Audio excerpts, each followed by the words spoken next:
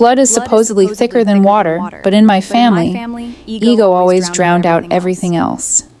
I spent 4 years operating in the darkest shadows with a covert military unit, taking bullets and losing brothers, while my family thought I was just a glorified logistics secretary. I didn't care what they thought, until my arrogant cousin pushed me too far at our annual summer barbecue. He wanted to humiliate me. Instead, he woke up a ghost and forced his own father, a retired Navy SEAL, to drop the hammer. The smell of hickory smoke and charred meat drifted over the manicured lawns of Lake Tahoe. It was the 4th of July, and the Hayes family was engaged in their favorite annual tradition, pretending we all liked each other. I sat in a cedar Adirondack chair, a half-empty bottle of sparkling water sweating in my right hand. Behind my dark aviators, I was scanning the perimeter, a habit deeply ingrained and impossible to break. 2 exits through the main house, a clear path to the docks, and the tree line to the north offered the best concealment if things went loud. Stop it. Sarah. I reprimanded myself internally. You're at a family barbecue. Nobody is going to initiate contact here. It was hard to turn off. Just 72 hours ago, I had been breathing in the suffocating, dust-choked air of a nameless valley in the Horn of Africa. My boots had been caked in mud and worse, my ears ringing from the deafening stutter of a DSK heavy machine gun that had pinned my team behind a crumbling mud brick wall for 6 agonizing hours. Now, I was surrounded by women in expensive sundresses and men in pastel polo shirts arguing over the prime interest rate. The contrast was enough to induce a unique kind of vertigo. Underneath my loose-fitting linen shirt, my left rib cage throbbed with a dull, insistent ache, a souvenir from a close-quarters extraction that had gone completely sideways. The Kevlar had stopped the fragmentation from the blast, but the kinetic impact had cracked 2 ribs. I had popped 4 ibuprofen in the car ride up, masking the wince every time I breathed too deeply. Earth to Sarah. Hey, logistics queen. The loud, braying voice shattered my momentary peace. I didn't have to turn my head to know who it was. My cousin, Brett. Brett was 32, 2 years older than me, and possessed the kind of unearned confidence that only came from a trust fund and a degree in finance he barely scraped by to get. He worked as a senior wealth manager at some boutique firm in San Francisco, though from what I could tell, his primary job was posting photos of his leased Porsche 911 and complaining about capital gains taxes. He strolled across the deck, flanked by 2 of his equally insufferable frat brother colleagues he had invited up for the weekend. Brett was holding a plastic red cup filled to the brim with craft beer, wearing boat shoes without socks, and a smirk that made my trigger finger instinctively twitch. "Hey, Brett," I said, keeping my voice perfectly level. The golden rule of being an undercover operative in your own family was simple. Be boring. Be utterly, forgettably mundane.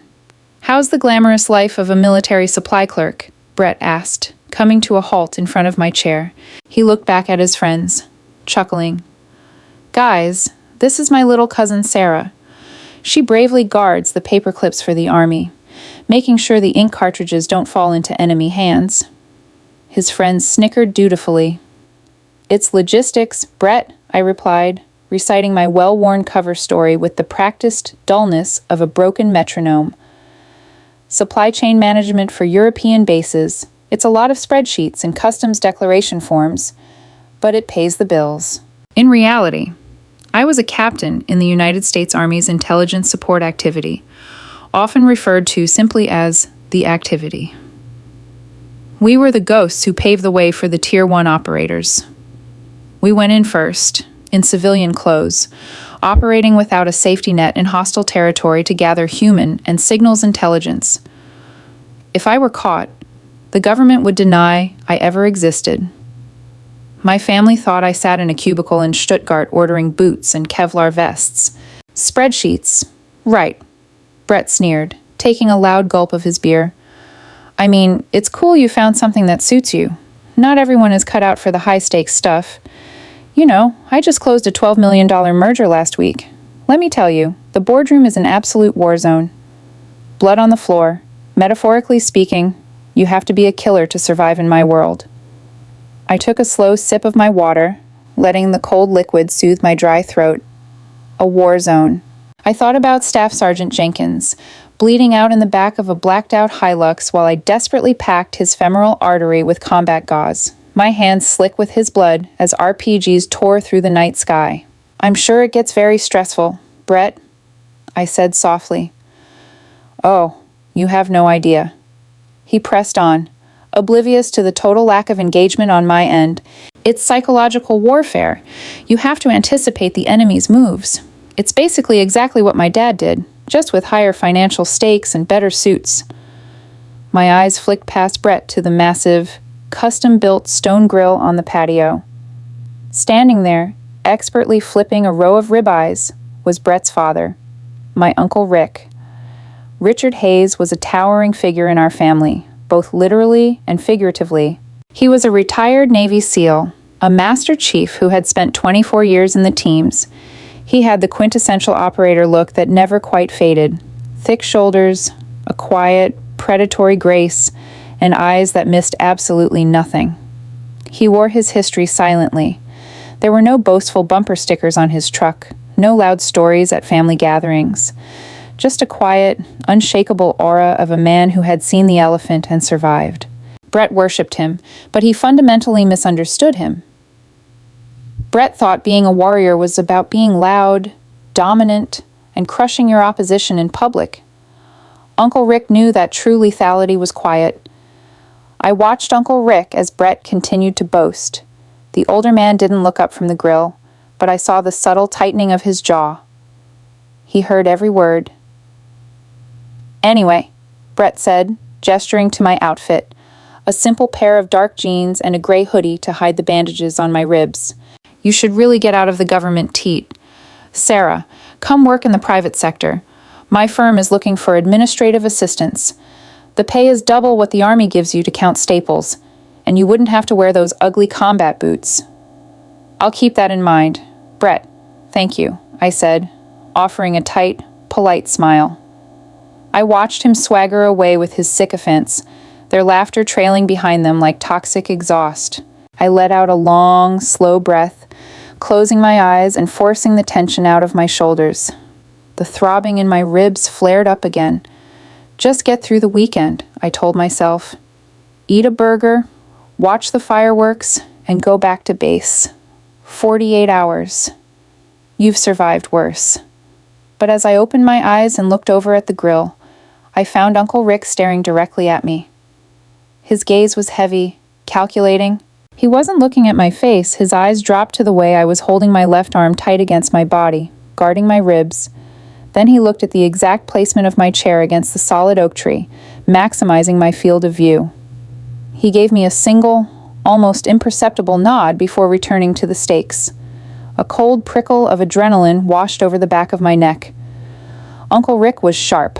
I needed to be careful, or my carefully constructed house of cards was going to collapse right here at the family barbecue. As the afternoon bled into early evening, the California sun began to dip toward the lake, casting long, golden shadows across the lawn. The alcohol had been flowing freely for hours, and the volume of the gathering had risen exponentially. I had retreated to a quiet corner of the expansive wraparound porch, trying to blend in with the potted ferns. I had managed to successfully navigate a conversation with my Aunt Susan about her new golden retriever, and gracefully dodged my mother's probing questions about why I didn't have a boyfriend yet. It's hard to date when you're managing supply manifests in different time zones. Mom, I had lied smoothly. Now, I was just trying to run down the clock. I held a plate with a half-eaten burger, my appetite non-existent. The phantom smells of the deployment, cordite, raw sewage, and copper kept overriding the scent of barbecue sauce. I was exhausted, the kind of deep, cellular fatigue that sleep couldn't fix. Unfortunately, Brett's radar for vulnerability was finely tuned. He stumbled out onto the porch, his face flushed red from the sun and a steady intake of tequila. His two friends, a guy named Chad and another named Tyler, were hot on his heels. They were deep into a loud, obnoxious debate about the stock market when Brett spotted me. "There she is!" Brett crowed, leaning heavily against the wooden railing. "The military's top pencil pusher. What are you doing hiding over here in the dark? Sarah, planning a tactical raid on the potato salad?" Chad and Tyler erupted into loud, frat boy laughter. I forced a neutral expression. "Just enjoying the view. Brett, it's a beautiful evening." "Yeah, well, enjoy it while you can," Brett said, taking a sloppy step closer. "I hear the government is looking to slash defense budgets. You know, cut the dead weight. The non-essential personnel. You better hope your spreadsheet skills transfer to a civilian temp agency. I think my job is secure for now," I replied softly. "You know what your problem is, Sarah," Brett slurred, pointing a finger at me. "You lack ambition. You took the easy way out. The military is a great safety net for people who can't hack it in the real world. Free healthcare, guaranteed paycheck, housing allowance. It's basically a socialist welfare program for people who like wearing camo." My grip on my paper plate tightened. I could feel the plastic rim beginning to crack under my thumb. The sheer disrespect, not just to me, but to the men and women I served with. The men and women who had died in the dirt so this spoiled brat could day trade crypto on his iPhone, burned like battery acid in my chest. "I wouldn't call it an easy way out," I said, my voice dropping an octave, losing the light, bubbly tone of my cover persona. It was the voice I used on the radio when calling in close air support. Calm, flat, dangerous. Brett didn't notice the shift. Oh, please. Don't try to act tough. You're not exactly kicking down doors. You're ordering toilet paper. My dad. Now he was a real warrior. He was a Navy SEAL. He puffed out his chest, appropriating Uncle Rick's valor like it was a hand-me-down jacket. He did the real wet work, the stuff that takes actual guts, not like the modern military, letting women in to fill diversity quotas. Tyler chimed in, a smirk playing on his lips. "Yeah, I read an article about that, lowering the physical standards so everyone gets a participation trophy." I stood up, slowly. The movement pulled at my cracked ribs, but I ignored the pain. I was 5'9", athletic, and while I didn't have the hulking mass of an infantry grunt, my body was forged by years of grueling, relentless rucking and combat conditioning. I stepped into Brett's personal space. "Brett," I said, my voice barely above a whisper, forcing him to lean in to hear me, "and you don't know the first thing about the military, about standards, or about what it takes to survive outside your gated community. Do us both a favor and stick to talking about hedge funds." Brett's eyes widened for a fraction of a second, momentarily taken aback by my sudden proximity and the ice in my eyes. But his bruised ego, fueled by alcohol, quickly overrode his survival instinct. "Are you threatening me logistics?" he sneered, puffing his chest out to try and intimidate me. He was taller, but his center of gravity was high, his balance sloppy. I could have swept his leg, dropped him on the hardwood deck, and dislocated his shoulder before his brain registered he was falling. "Hey." The single syllable cut through the humid summer air like a whip. We both turned. Uncle Rick was standing at the sliding glass door. He had a pair of stainless steel grilling tongs in one hand, but he held them down at his side like a baton. His face was completely impassive, but his eyes were locked onto Brett. The relaxed, jovial uncle from an hour ago was gone. "Is there a problem here, Brett?" Uncle Rick asked. His voice wasn't loud, but it carried a weight that instantly silenced Chad and Tyler. Brett swallowed hard, his bravado evaporating under his father's gaze. "No, Dad, no problem. Just giving Sarah a hard time. You know how it is. Family banter." Uncle Rick's eyes shifted to me. He looked at my posture, squared off, balanced on the balls of my feet, hands open but ready at my sides. It was a fighter's stance, instinctual and undeniable. I quickly relaxed, shifting my weight to one leg and trying to look awkward. It was too late. Banter, Uncle Rick repeated flatly. Right, take your friends down to the dock. Brett, the fireworks start in 30 minutes. It was a suggestion disguised as an absolute order. Brett nodded nervously, mumbling yeah, sure.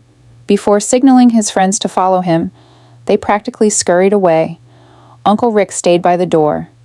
He didn't say a word to me. He just watched me for a long, uncomfortable moment. The silence stretched, heavy with unspoken questions. I felt exposed, like a spotlight had just been snapped on in a pitch-black room. He gave me one slow, deliberate nod, then turned and walked back into the house. My heart was hammering against my ribs. I needed to leave. I needed to pack my duffel bag, fake a stomach bug, and drive back to my safe house in Nevada. The walls were closing in, and I could feel the carefully constructed walls of my double life beginning to collapse right here at the family barbecue. Before I could move, the sharp, vibrating buzz of my phone shattered my thoughts. Not my personal iPhone. The heavy, matte black, heavily encrypted satellite device I kept hidden in the inner pocket of my jacket. My blood ran cold. That phone was on a secure JSOC network. It was my direct lifeline to the Tactical Operations Center. I was strictly off duty, officially on a mandatory 72-hour decompression leave. That phone did not ring unless the world was ending. I practically sprinted off the porch, slipping through the side door and rushing down the hallway toward Uncle Rick's study. It was the furthest room from the noise of the barbecue, insulated by thick oak doors and floor-to-ceiling bookshelves. I pulled the heavy device from my jacket. The screen was glowing with a harsh red light, displaying a string of encrypted alphanumeric codes instead of a caller ID. I ducked into the dark study, pushed the door nearly shut, leaving it cracked just a fraction so the latch wouldn't click loudly, and pressed the green acceptance icon. I brought the receiver to my ear. Omen-Six, this is Overlord. A gruff, synthesized voice crackled through the earpiece. The voice was distorted by heavy encryption, but I recognized the cadence of the night shift watch officer at Fort Liberty. Overlord, this is Omen-Six, I replied, my voice dropping back into the cold, clinical rhythm of the mission. I am off-grid. Code yellow. Status? Omen-Six, we have a flash traffic emergency. Authentication, Romeo Tango 9er7. I closed my eyes, my brain instantly retrieving the daily cipher. I authenticate Charlie Whiskey. Go ahead, Overlord. We have a compromised exfil Omen-Six. Vanguard 2-1 is pinned down grid sector Delta 9er in the valley. They are taking heavy contact from hostile elements. The intel package you provided prior to exfil seems to have a fatal gap.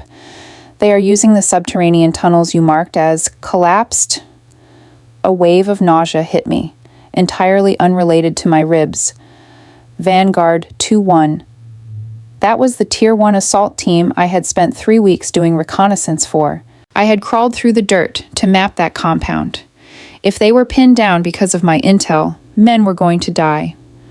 My friends were going to die. Overlord, negative. I hissed, pacing the floor of the study. Those tunnels were flooded and collapsed with thermobarics. I confirmed it visually. They must have breached a secondary network. Pull the thermal satellite imaging from... Suddenly, the heavy oak door to the study swung wide open. Well, who are we hiding from? Sarah? It was Brett. He was holding a fresh bottle of bourbon and a glass, looking immensely pleased with himself. He must have followed me from the porch, eager to continue his torment away from his father's watchful eyes. I spun around, horror flushing through my veins. Brett, get out. I'm on a work call. A work call? On a holiday? Brett laughed loudly, his slurred voice echoing in the quiet study. Let me guess. Did the Stuttgart base run out of printer paper? Do you need to authorize a resupply of blue pens? He lunged forward with surprising speed, his drunken clumsiness masking his intent. Before I could pivot away, he reached out and snatched the heavy black phone from my hand. Let's see who the logistics queen is talking to, he mocked. Brett, no! I lunged for it, but the sudden movement caused my cracked ribs to scream in agony. I gasped, faltering for a crucial half-second. Brett, laughing maniacally, pressed the speaker button. The silence in the study was instantly shattered by the frantic, chaotic audio of a live firefight bleeding through the secure connection. The harsh, staccato crack, crack, crack of AK-47 fire, the booming thud of a heavy machine gun, and the frantic screaming of men in combat filled the room. Omen-Six! Omen-Six! We need an immediate sitrep on the secondary access points. The voice of the watch officer roared through the speaker, no longer synthesized, but raw and desperate. Vanguard is taking casualties. We have a bird on standby for dust-off, but the LZ is too hot. We need your ground truth assessment right fucking now, Captain. Brett froze. The smirk completely vanished from his face, replaced by a mask of pale, uncomprehending shock. The bourbon bottle in his hand tipped slightly, spilling amber liquid onto Uncle Rick's Persian rug. What? What is this? Brett stammered, staring at the phone like it was a live grenade. Is this a video game? What kind of LARPing bullshit? Give me the goddamn phone. Brett, I snarled, stepping forward. The pain in my ribs forgotten. I wasn't his little cousin anymore. I was Captain Hayes, and my men were dying. Before I could grab the device, a shadow fell over the doorway. Uncle Rick stood there. He had come down the hall to fetch the very bottle of bourbon Brett was holding. He stepped into the room. He didn't look at Brett. He didn't look at me. His eyes were locked onto the black satellite phone in Brett's trembling hand. Omen-Six, do you copy? Captain Hayes, authenticate. If we don't get those coordinates, Vanguard 2-1 is going to be overrun in 4 mics. Uncle Rick's face transformed. The relaxed, middle-aged dad vanished entirely. The transformation was terrifying. His posture straightened, his eyes turned into chips of blue ice, and the sheer, overwhelming presence of a veteran Tier 1 operator filled the room, suffocating everything else. He recognized the tone of the watch officer. He recognized the phonetic call signs. He recognized the distinct, horrifying sound of real, desperate combat coming through a piece of encrypted military hardware. He slowly turned his head to look at me. The pieces clicked together behind his eyes in a fraction of a second. The way I sat, the way I scanned rooms, the fake, boring cover story. He knew exactly what I was. Then, Uncle Rick turned his gaze to his son. Brett was trembling, holding the phone out loosely.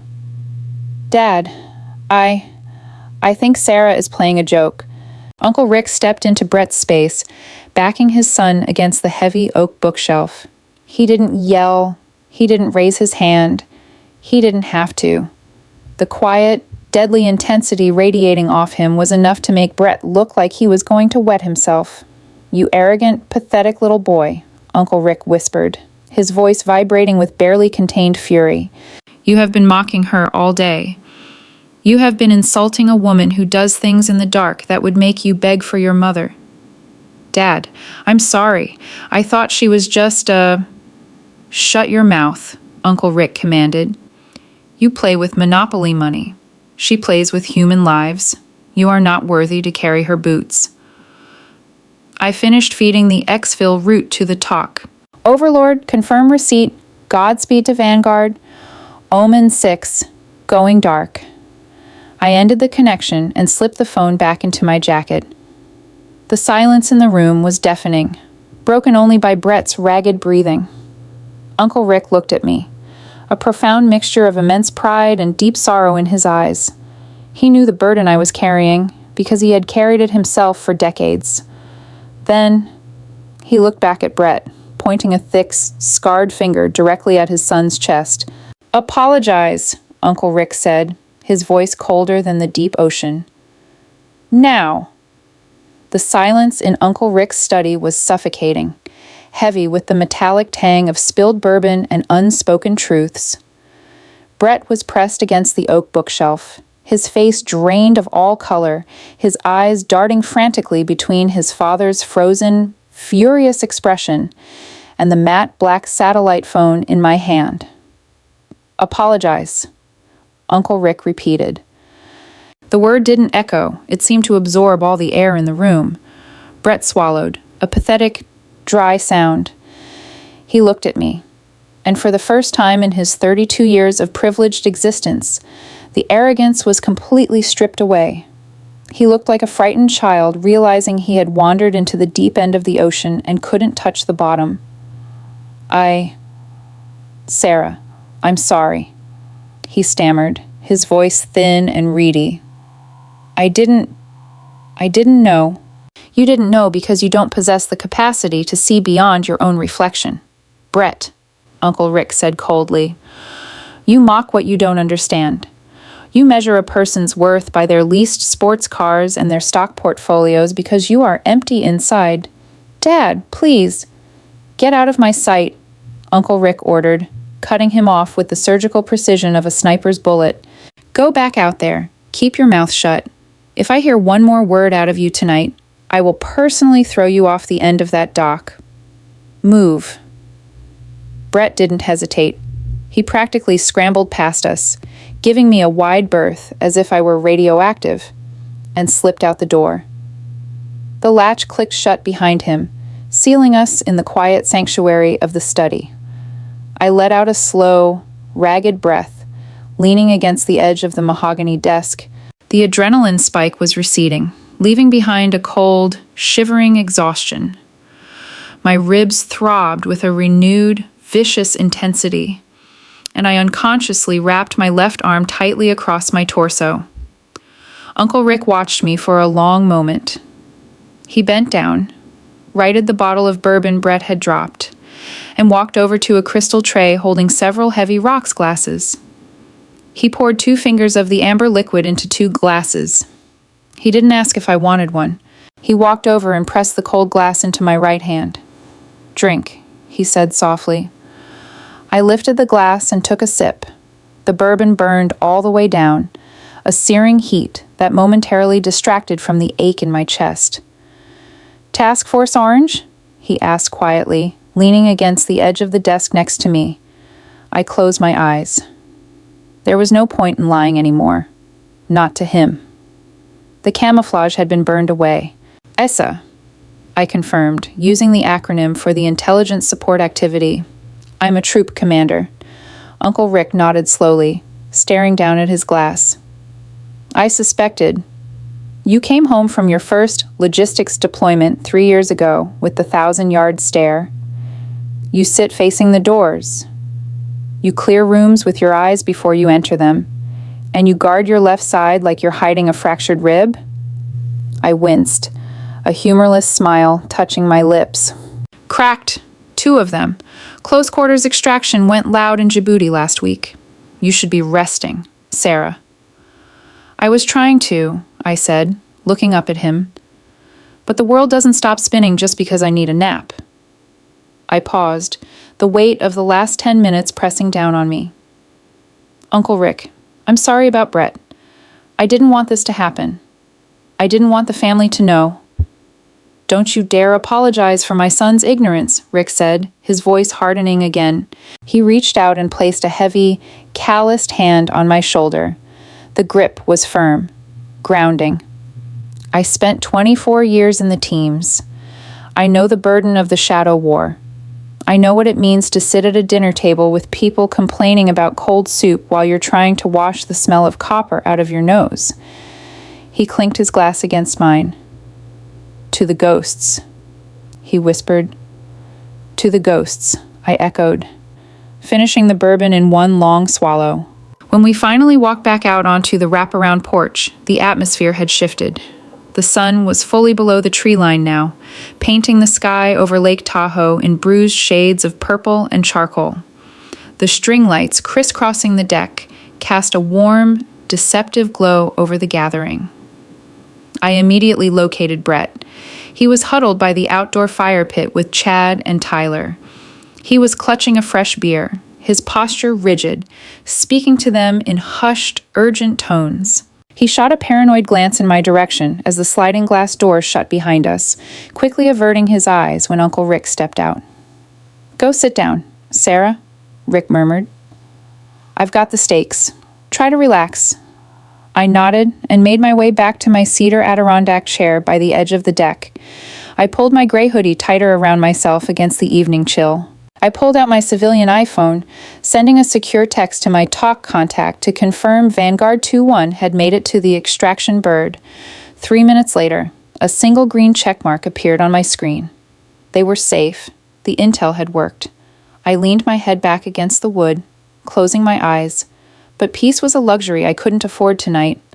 The hornet's nest had been kicked, and Brett was doing damage control. Through the hum of casual conversation and the soft rock playing from the outdoor speakers, my trained ears easily picked up the whispers coming from the fire pit.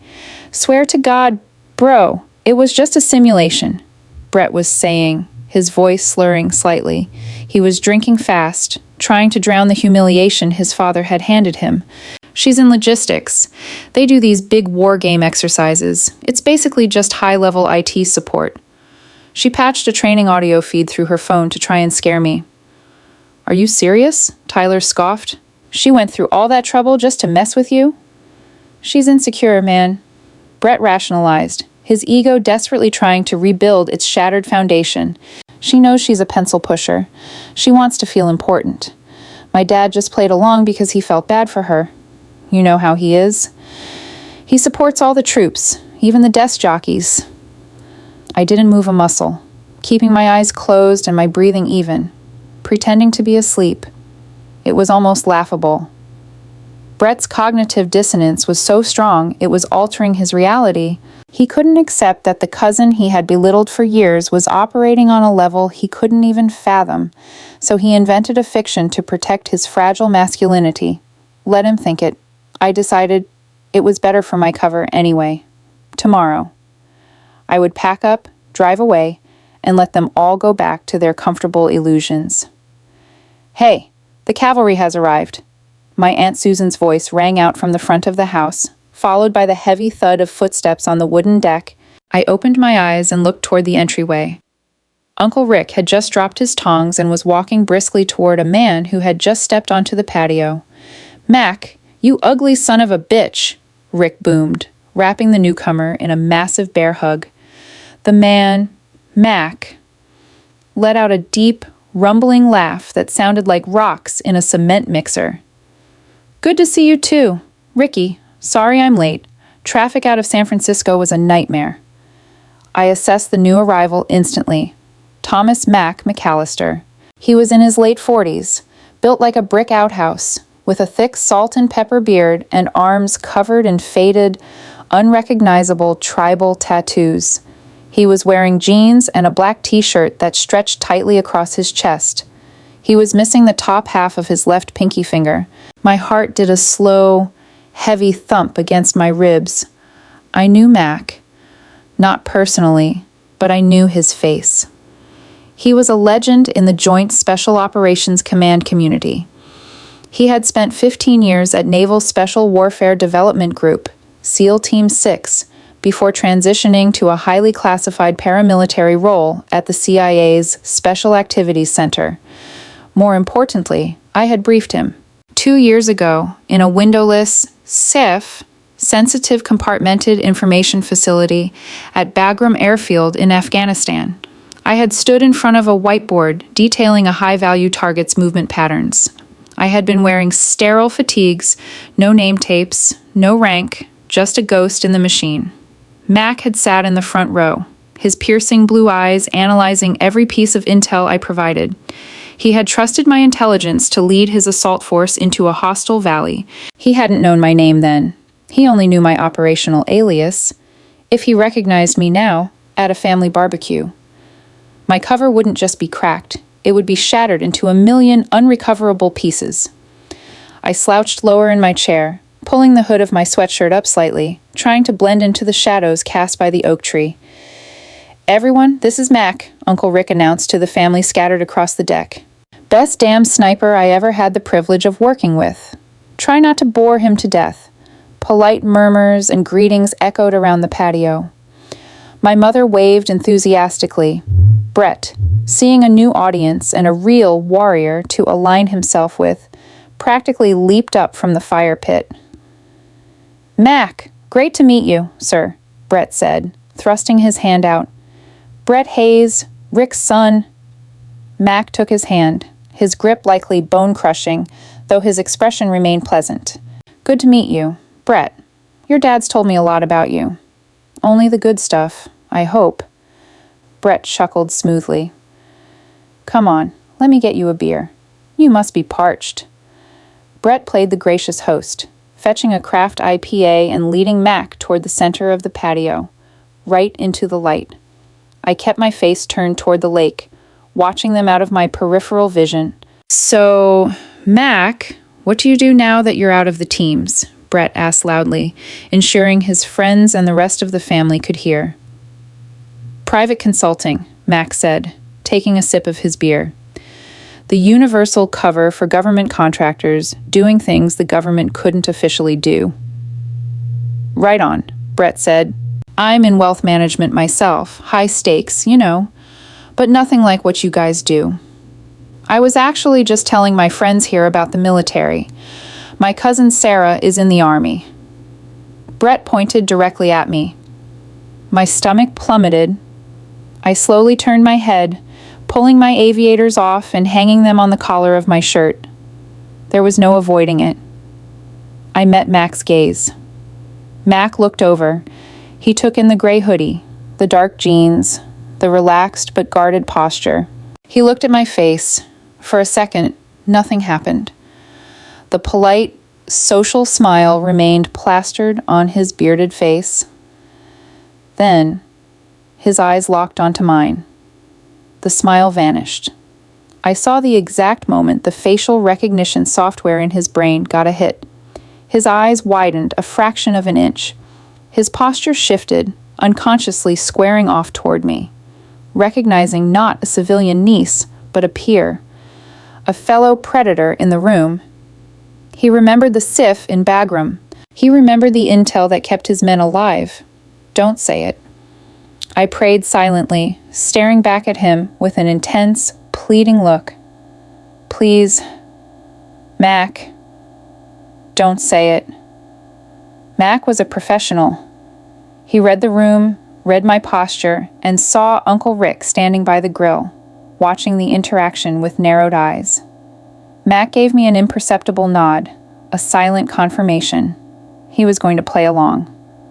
"Logistics, right?" Mac said smoothly, turning his attention back to Brett. "Vital work. Beans and bullets win wars." Brett laughed, a loud, patronizing sound. "Yeah, well, someone has to make sure the office supplies arrive on time. We were just talking about how some people take the desk jobs to avoid the real work. The muddy boot stuff." "Right. Mac?" I saw Mac's jaw tighten. The muscles in his forearms flexed slightly. He didn't like Brett. It took an operator exactly 3 seconds to identify a liability, and Brett was flashing neon signs. "Every job has its place, son," Mac said, his voice dropping a register, losing his friendly warmth. But Brett was blind to the warning signs. Empowered by the alcohol and desperate to prove his dominance in front of his friends and his father's war buddy, he was about to step on a landmine. "All right, everybody, grab a plate," Uncle Rick called out, breaking the rising tension. "Steaks are done, burgers are up. Eat up before the fireworks start." The family converged on the massive outdoor dining table, a chaotic flurry of passing potato salad and pouring wine. I grabbed a small plate, put a single charred hot dog on it, and sat at the far end of the long teakwood table. I wanted to be as far away from the center of attention as possible. Unfortunately, fate had other plans. Brett ushered Mac to the seat directly across from me, while he took the chair to Mac's right. Chad and Tyler flanked them. My mother and Aunt Susan sat at the opposite end, happily oblivious to the psychological warfare occurring on the patio. Uncle Rick took his place at the head of the table, his eyes darting between me, Mac, and his son. The clinking of silverware filled the air. I took a bite of my food, chewing methodically, keeping my eyes on my plate.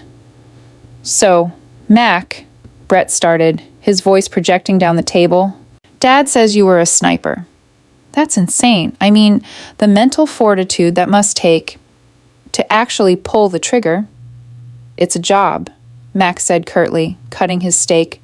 Well, it's a job for real men, Brett continued, leaning back in his chair and swirling his beer. Not like the modern military, you know. I was telling Sarah earlier, no offense, Sarah, just talking facts, that lowering the physical standards for women is a threat to national security. I mean, imagine being pinned down in a firefight and relying on someone who can't even carry a heavy pack.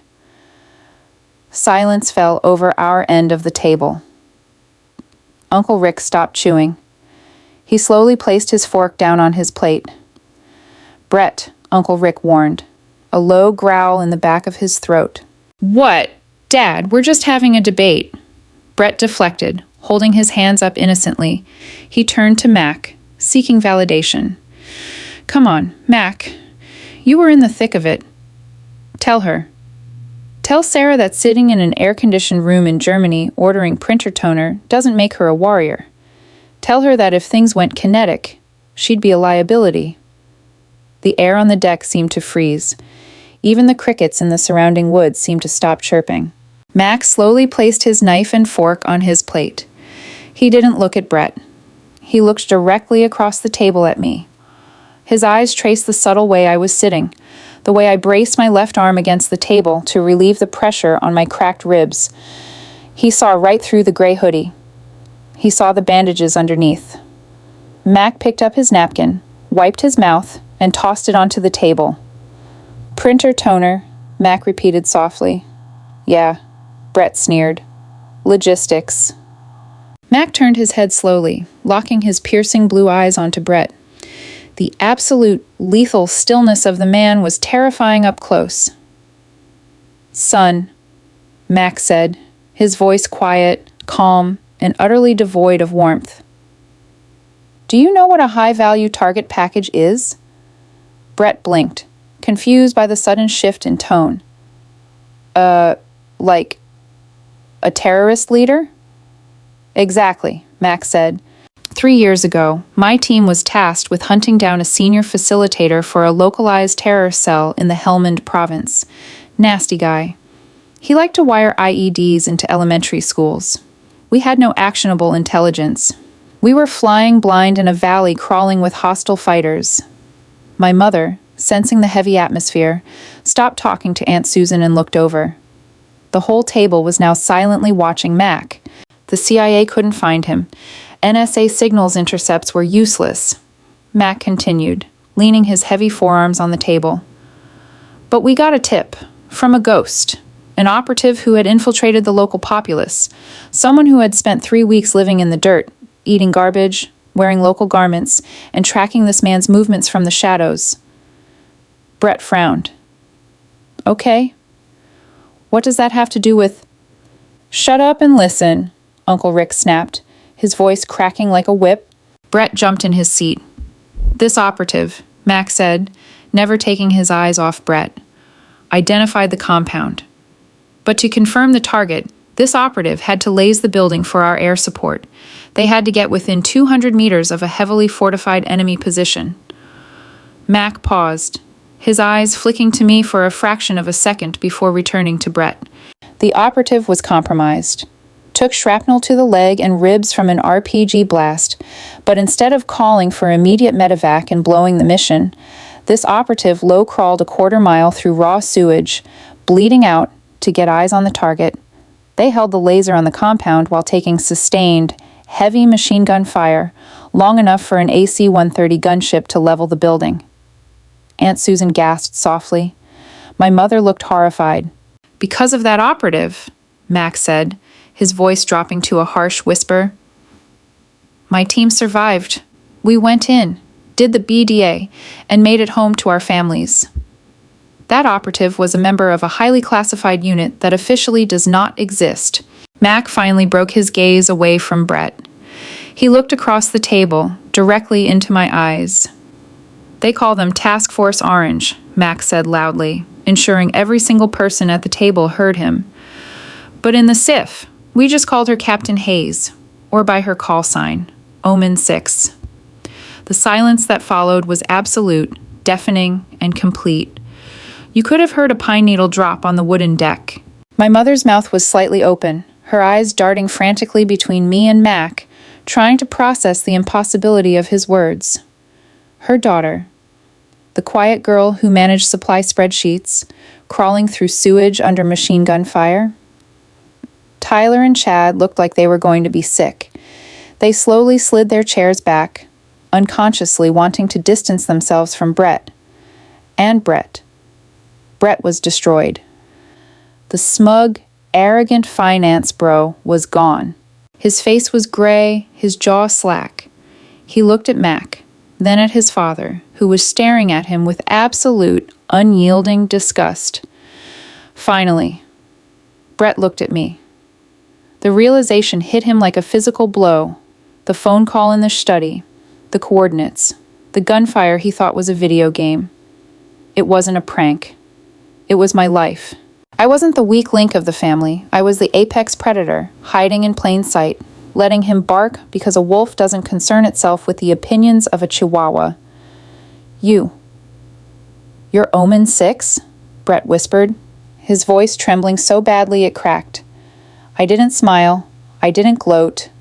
I just looked at him with the cold, dead eyes of a ghost who had seen too much. I told you, Brett, I said softly, the silence of the deck amplifying my voice. Stick to talking about hedge funds. You don't know the first thing about surviving in the dark. Uncle Rick stood up at the head of the table. He didn't yell. The quiet disappointment was far more devastating. Brett, Rick said, go to your car, pack your friends, leave my house. Now. Brett didn't argue. He didn't try to defend himself. He was utterly, comprehensively defeated. He stood up on shaky legs, his eyes locked on the wooden floorboards, and practically ran toward the house. Tyler and Chad trailing behind him like frightened shadows. The table remained frozen. Nobody knew what to say. Mac reached across the table, picking up his beer. He raised it in the air, looking directly at me. A smile, genuine and full of immense respect, broke through his thick beard. It's an honor to finally share a meal with you, Captain, Mac said. I looked at him, then at Uncle Rick, who was raising his glass of water in a silent salute. My mother was crying softly, not out of fear, but out of a sudden, overwhelming realization of what her daughter truly was. I reached forward with my right hand, ignoring the dull throb in my ribs, and picked up my plastic cup of sparkling water. The honor is mine, Master Chief, I replied. I took a sip. For the first time in years, the water didn't taste like ash and dust. It tasted like home. The sound of Brett's leased Porsche roaring to life in the driveway and gravel spinning under its tires was the only thing that broke the spell on the deck. He was fleeing, retreating to whatever safe space his bruised ego could find, leaving the rest of us in the wreckage of my shattered cover story. I kept my eyes on my plastic cup of sparkling water. The condensation was pooling onto the teakwood table, a tiny, localized flood. Sarah? The voice was brittle, trembling like a dry autumn leaf. I slowly turned my head. My mother, Diane, was staring at me.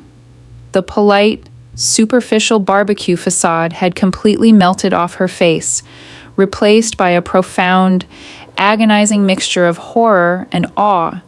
She was gripping her wine glass so tightly her knuckles were stark white. Mom, I said, keeping my voice as gentle and steady as possible. Is it true?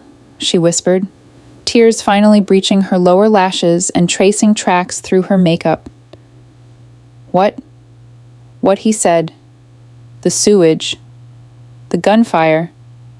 Is it true? I hated this.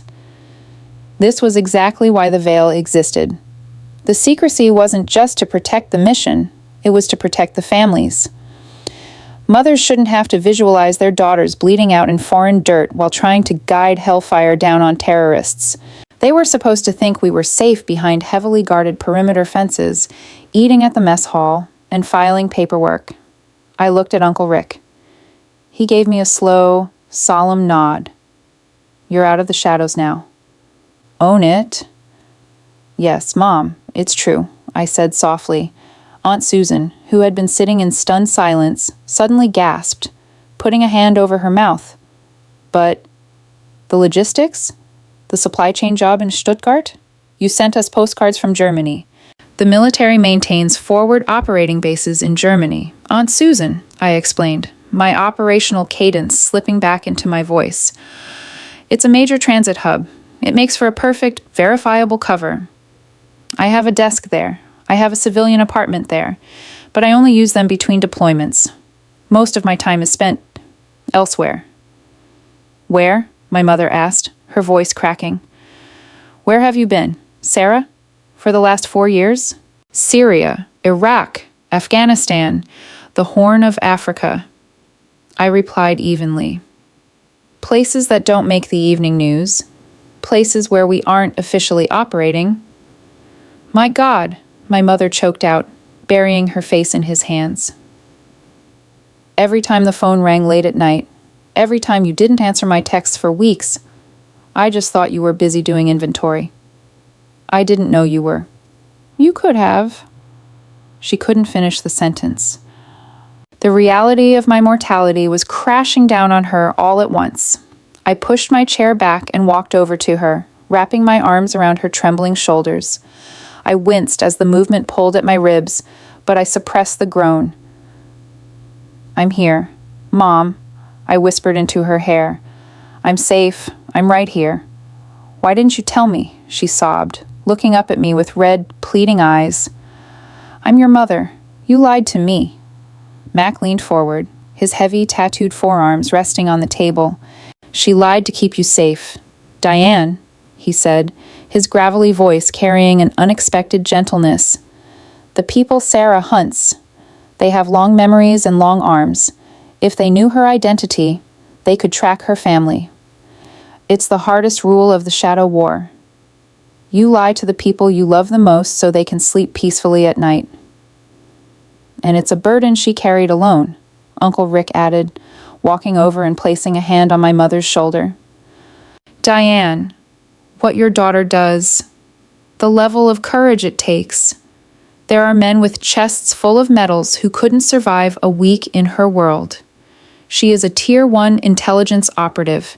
She is the tip of the spear. My mother reached up and touched my cheek. She looked at me not as the little girl who used to scrape her knees riding bicycles, but as a stranger, a ghost. I don't understand it, she whispered, but I am so terrified and so proud of you, Sarah. Aunt Susan, however, was struggling with a different reality. The expulsion of her son was finally registering. Rick, Susan said, her voice rising in defensive panic. You didn't have to throw Brett out like that. He didn't know. He was just making a joke. He's your son. Uncle Rick turned his icy gaze to his sister-in-law. Susan, Brett is 32 years old. He is a grown man. And he spent the entire afternoon trying to humiliate a woman he believed was beneath him. He exposed a rot in his character today that I will not tolerate in my house. Ignorance is a condition. Arrogance is a choice. He made his choice. But he's family, she protested. So is she. Rick fired back, pointing at me, and she bled for this country while he was trading crypto in a penthouse. Do not defend him to me right now. Susan. The subject is closed. The finality in his voice silenced the table. The air was thick, charged with the emotional debris of the explosion. The fireworks are starting soon, Mac said, seamlessly stepping in to defuse the localized tension. He stood up, stretching his massive frame. Sarah, grab a fresh ice pack from the kitchen. We're going to the boathouse. It wasn't a request. It was an exfiltration. I gave my mother one last squeeze. I'll be right back. Mom, just process it. It's still me. I promise. As I turned to follow Mac and Uncle Rick down the sloping lawn toward the lake, I felt the phantom weight of my secret lifting off my shoulders. It was a terrifying, liberating sensation. The camouflage was gone. I was finally breathing real air. The boathouse was a detached, rustic cedar structure perched over the dark, rippling waters of Lake Tahoe. It smelled of motor oil, damp canvas, and old wood. The first massive mortar shell of the town's fireworks display detonated overhead, painting the water outside the window in a brilliant, violent burst of red and gold. I sat heavily on an overturned wooden crate, finally letting my guard down. I unzipped my gray hoodie, letting it fall open, revealing the tight, white medical tape strapped tightly across my left rib cage beneath my t-shirt. Mac walked over, tossing a cold blue gel pack at me. I caught it with my right hand and pressed it against my side, letting out a long, ragged exhale. "Who taped you up, Captain?" Mac asked, leaning against the hull of a vintage Chris Craft speedboat. "Looks like a blind corpsman did it in the back of a moving Humvee." "Close," I grunted. It was a medic in the back of a blacked-out Hilux bouncing over a dry riverbed in Djibouti. I didn't exactly have time for a clean hospital corner. Uncle Rick walked in behind us, carrying 3 bottles of dark stout beer. He handed one to Mac, one to me, and kept one for himself. "Djibouti," Rick mused, taking a slow sip. "Things getting hot over there again?" "Always," I said. "Al-Shabaab is pushing north. We were tracking a munitions facilitator. Exfil went kinetic. An RPG hit the wall behind me. Kevlar caught the frag. Kinetic force caught the ribs. You shouldn't even be walking right now," Mac observed, his eyes scanning my posture with professional scrutiny. "I had to maintain the cover," I said, staring at the label on my beer. If I showed up limping and groaning, the questions would start. "Did you fall off a forklift, Sarah? Did a pallet of paper crush you?" It was easier to just pop ibuprofen and shut up. Rick pulled up a stool and sat down facing me. The booming of the fireworks outside was rhythmic, a percussive soundtrack to the quiet isolation of the boathouse. "I knew something was off," Rick said softly. "You've been carrying yourself differently for years, but when that satellite phone rang, that sound, you never forget the sound of a live talk feed." "I'm sorry it went down like that. Uncle Rick," I said, looking him in the eyes. "I never intended to disrespect your home or humiliate Brett in front of the family." "Stop," Rick commanded, holding up a hand. "Do not carry his water. Sarah, Brett is a product of privilege he didn't earn. I take the blame for that. I shielded him from the harshness of the world because I saw too much of it. I thought I was protecting him. Instead, I made him soft. I made him arrogant. Today was a wake-up call he desperately needed." Mac nodded in agreement. "In the teams, we call it the reality check. Some guys get it in Bud S training when the surf hits them. Some guys get it on their first deployment when the bullets snap past their ears. Brett got his at a barbecue. Better late than never." I took a drink of the stout. It was rich, bitter, and heavy. "How did you know it was me?" "Mac, in Bagram. I was completely sterile. No name tags. I wore a balaclava most of the time." Mac smiled, the scars around his eyes crinkling. "The eyes? Captain, you have cold eyes when you brief. You look at a target package not like a human being, but like a math equation that needs to be erased. And your voice. You have a very specific cadence when you rattle off grid coordinates. When you stood up to Brett on the deck and dropped your voice, it clicked. The ghost from Bagram was drinking sparkling water at Rick's house. You saved my team in Helmand, Mac continued, his tone turning fiercely sincere. That laser designation, we were boxed in. The DHK fire was chewing our cover to splinters. If that AC-130 hadn't dropped its payload exactly when it did, I wouldn't be standing here. I owe you my life. Omen-Six. We do the job, Master Chief. I replied automatically. We get the boys home. No, Mac insisted, stepping forward and clapping a heavy hand on my uninjured shoulder. Don't brush it off with the company line. You didn't just do the job. You went above and beyond the call of duty. You took the hit and held the line. That's valor. Uncle Rick raised his beer bottle. To the ghosts in the machine. To the ghosts, Mac echoed. I raised my bottle, clinking it against theirs. For the first time since joining the activity, I didn't feel entirely alone. The Shadow War was a solitary confinement cell built of secrets, but in this boathouse, illuminated by the flashes of fireworks, I had found two men who spoke my language, two men who knew the weight of the silence. So, what happens now? Rick asked, looking out the window at the lake. Now? I sighed, standing up slowly. Now, I pack my bags. The family knows. The dynamic is permanently altered. I can't sit around and eat potato salad while my mother looks at me like I'm a live hand grenade. She just needs time, Sarah, Rick said gently. I don't have time. Uncle Rick, I replied. My decompression leave ends in 48 hours. I have to report back to Fort Liberty, and then I'm likely getting spun up for a redeployment to clean up the mess in Djibouti.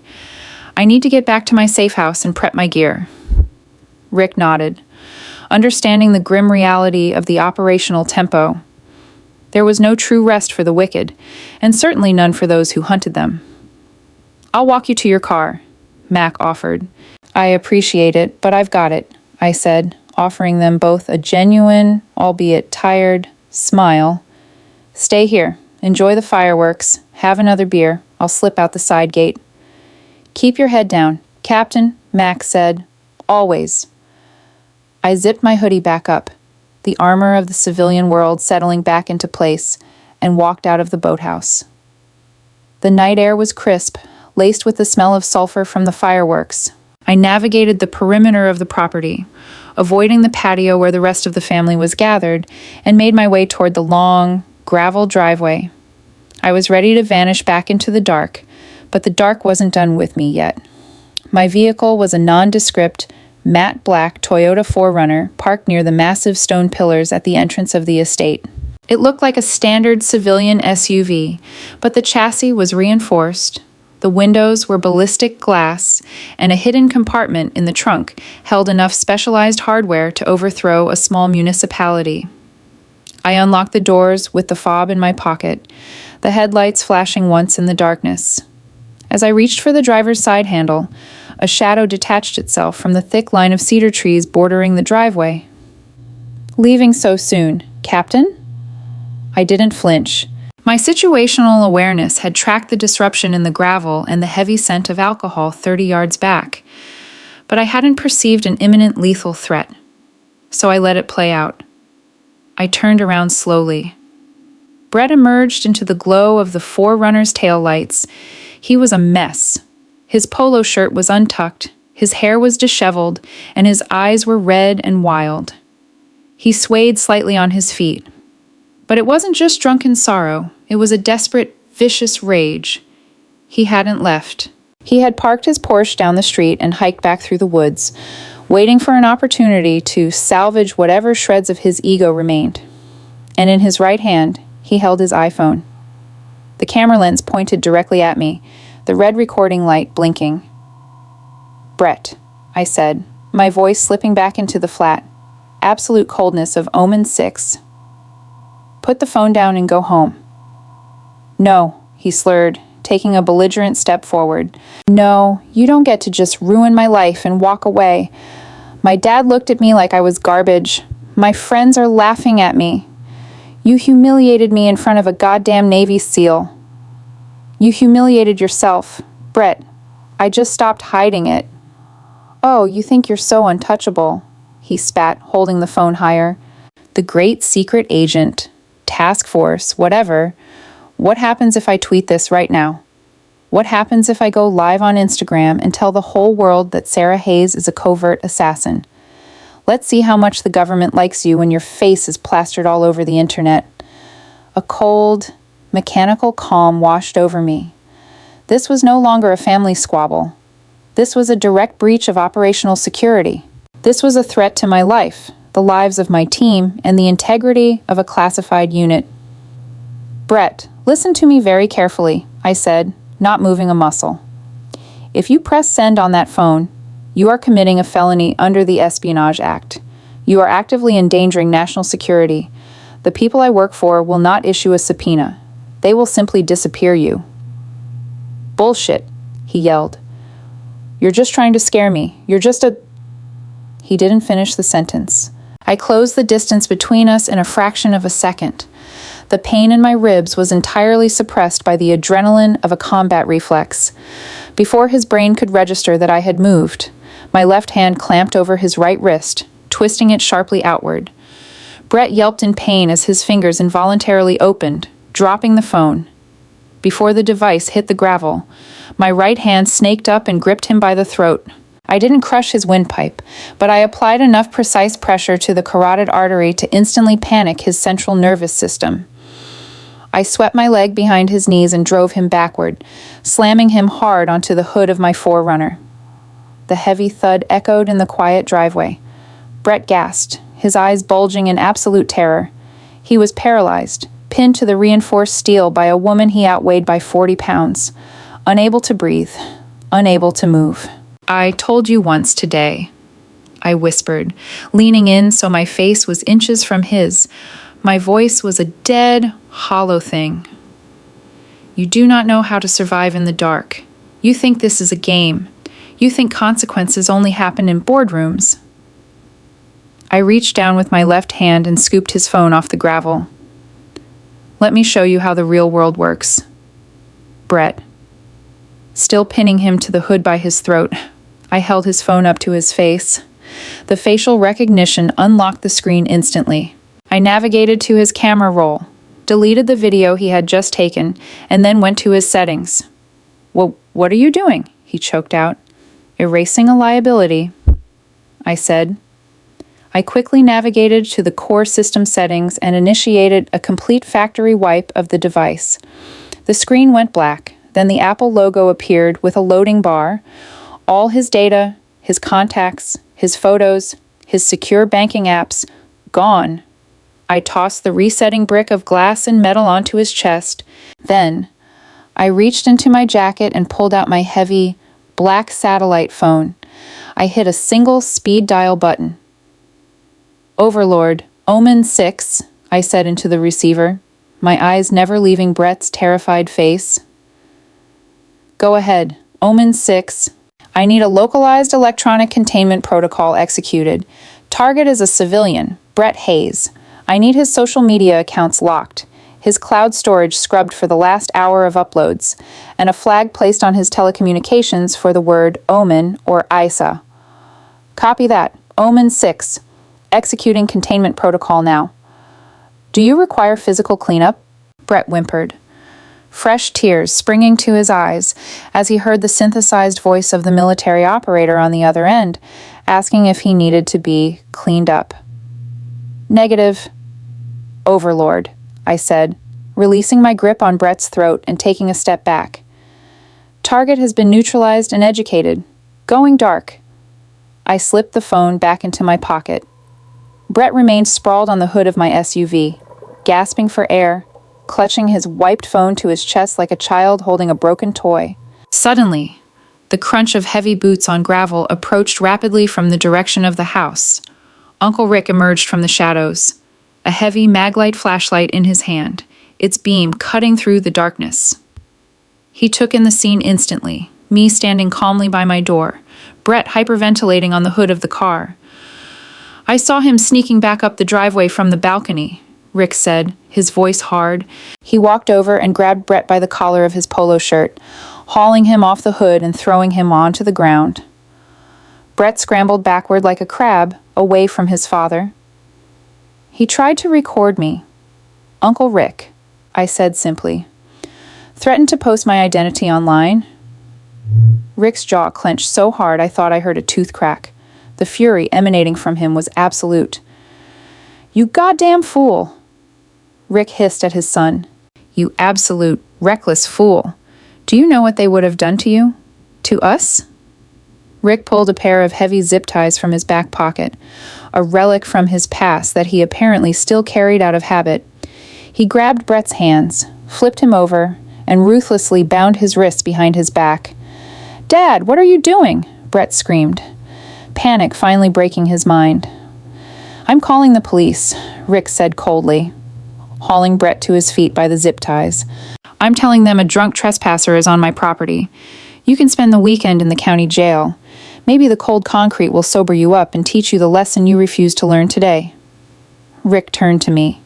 The anger vanished, replaced by a profound, tired respect. "Go, Sarah," Rick said. "Get out of here. I'll handle the cleanup on this end. He won't remember anything but the hangover by tomorrow." I looked at the pathetic, sobbing figure of my cousin. There was no victory here. No satisfaction, just the grim, necessary maintenance of the shadows. "Thank you, Uncle Rick," I said. "Drive safe, Captain," he replied, dragging his son back toward the house. I opened the door of the 4Runner, climbed into the driver's seat, and hit the ignition. The powerful engine roared to life. I put it in gear, turned the wheel, and drove away from Lake Tahoe, away from the fireworks, and away from the family that finally knew my name. As I merged onto the dark, empty highway heading south toward the Nevada desert, the throbbing in my ribs returned. I reached over, adjusted the radio to a quiet static, and let the isolation swallow me whole. The barbecue was over. The ghost was going back to war. The drive from the lush, pine-scented mountains of Lake Tahoe down into the arid, unforgiving expanse of the Nevada desert is a transition that always mirrored my own life.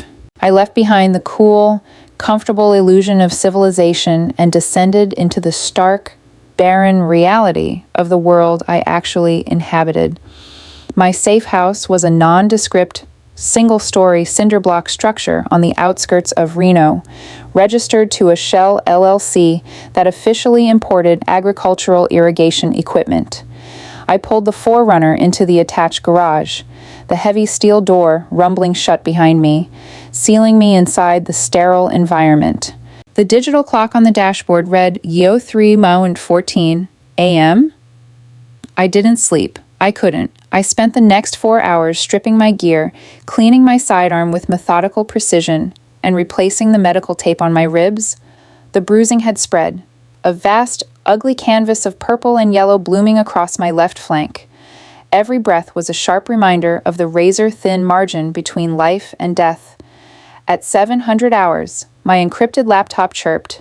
I set down my coffee mug, walked over to the steel desk, and initiated the secure handshake protocol. The screen flickered, revealing the grim, tired face of Colonel Thomas Miller, my commanding officer at the intelligence support activity. Miller was a man carved from granite and duty, a veteran of Panama, Mogadishu, and every sandbox in between. Omen-Six, Miller greeted, his voice raspy from too much bad coffee and not enough sleep. "Morning, boss," I replied, sitting up straight despite the pain. I thought I had another 36 hours of mandatory decompression. "You did," Miller said, his eyes scanning something on his secondary monitor. "Until your little, localized containment protocol pinged the NSA's domestic surveillance grid at 2200 hours last night. You want to tell me why you requested a total electronic blackout on a civilian in the middle of a family barbecue?" I sighed, rubbing the bridge of my nose. "Compromise, Colonel. A family member attempted to record me and threatened to expose my identity on social media following a heated altercation regarding my cover story." Miller didn't blink. The threat was neutralized? Device was wiped and bricked. Overlord scrubbed the localized cloud. The individual was subdued and handed over to local law enforcement for trespassing by another family member. The physical threat is zero. The physical threat from the idiot is zero, Miller corrected, leaning forward, his face filling the screen. But in the digital age, there is no such thing as a silent gunshot. Captain, You know this. My blood ran a degree colder. What did we leak? Boss? When your cousin powered up his camera, his phone automatically pinged the nearest cell tower to prepare for an iCloud sync. Miller explained, his tone strictly business. Overlord caught it and killed the upload, but the anomaly, a sudden, highly classified military cyber protocol activating in a civilian sector in Tahoe, created a ripple. Miller tapped a key, and a stream of data appeared on my screen. 20 minutes after your containment protocol, a known foreign intelligence scraper, operating through a proxy server out of Venezuela, but tied back to Syrian intelligence, flagged the anomaly. They recognized the digital footprint of the JSOC cyber warfare suite. They started digging into the geolocation. Syrian intelligence, I repeated, the dots connecting in my head with terrifying speed. The munitions facilitator we hit in Djibouti last week. He was backed by Damascus. Exactly, Miller said heavily. They are looking for the team that fed the coordinates. They are looking for you. Omen-Six. And while they don't have your name, they now have a geographic radius. They know a JSOC asset was operating in the Lake Tahoe Basin last night. I stood up, the chair scraping loudly against the concrete floor. My family is there. I know, Miller said. And while it's a needle in a haystack, foreign agents operating domestically don't need a name if they can identify the target's associates. We picked up chatter on the dark web 30 minutes ago.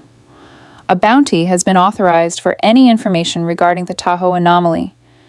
Panic. A cold, unfamiliar serpent coiled in my stomach.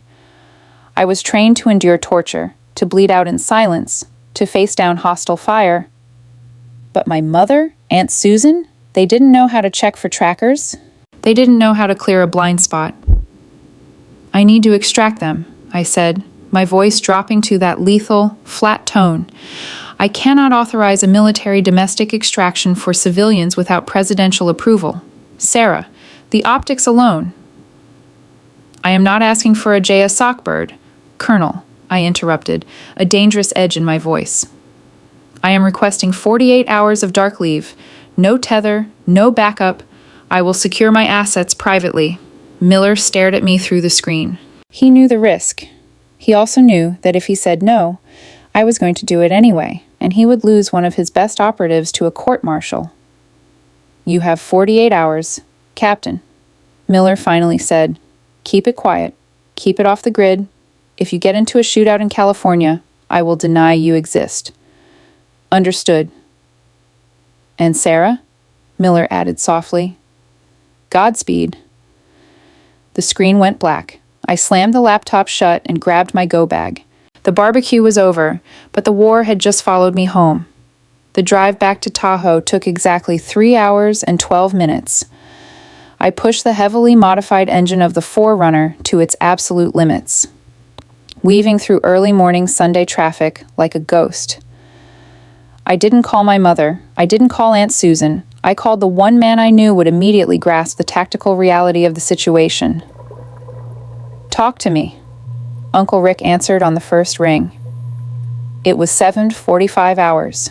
We have a situation, I said, bypassing all pleasantries. The containment protocol last night created a digital footprint. Foreign intelligence scraped it. They know an operative is tied to the lake.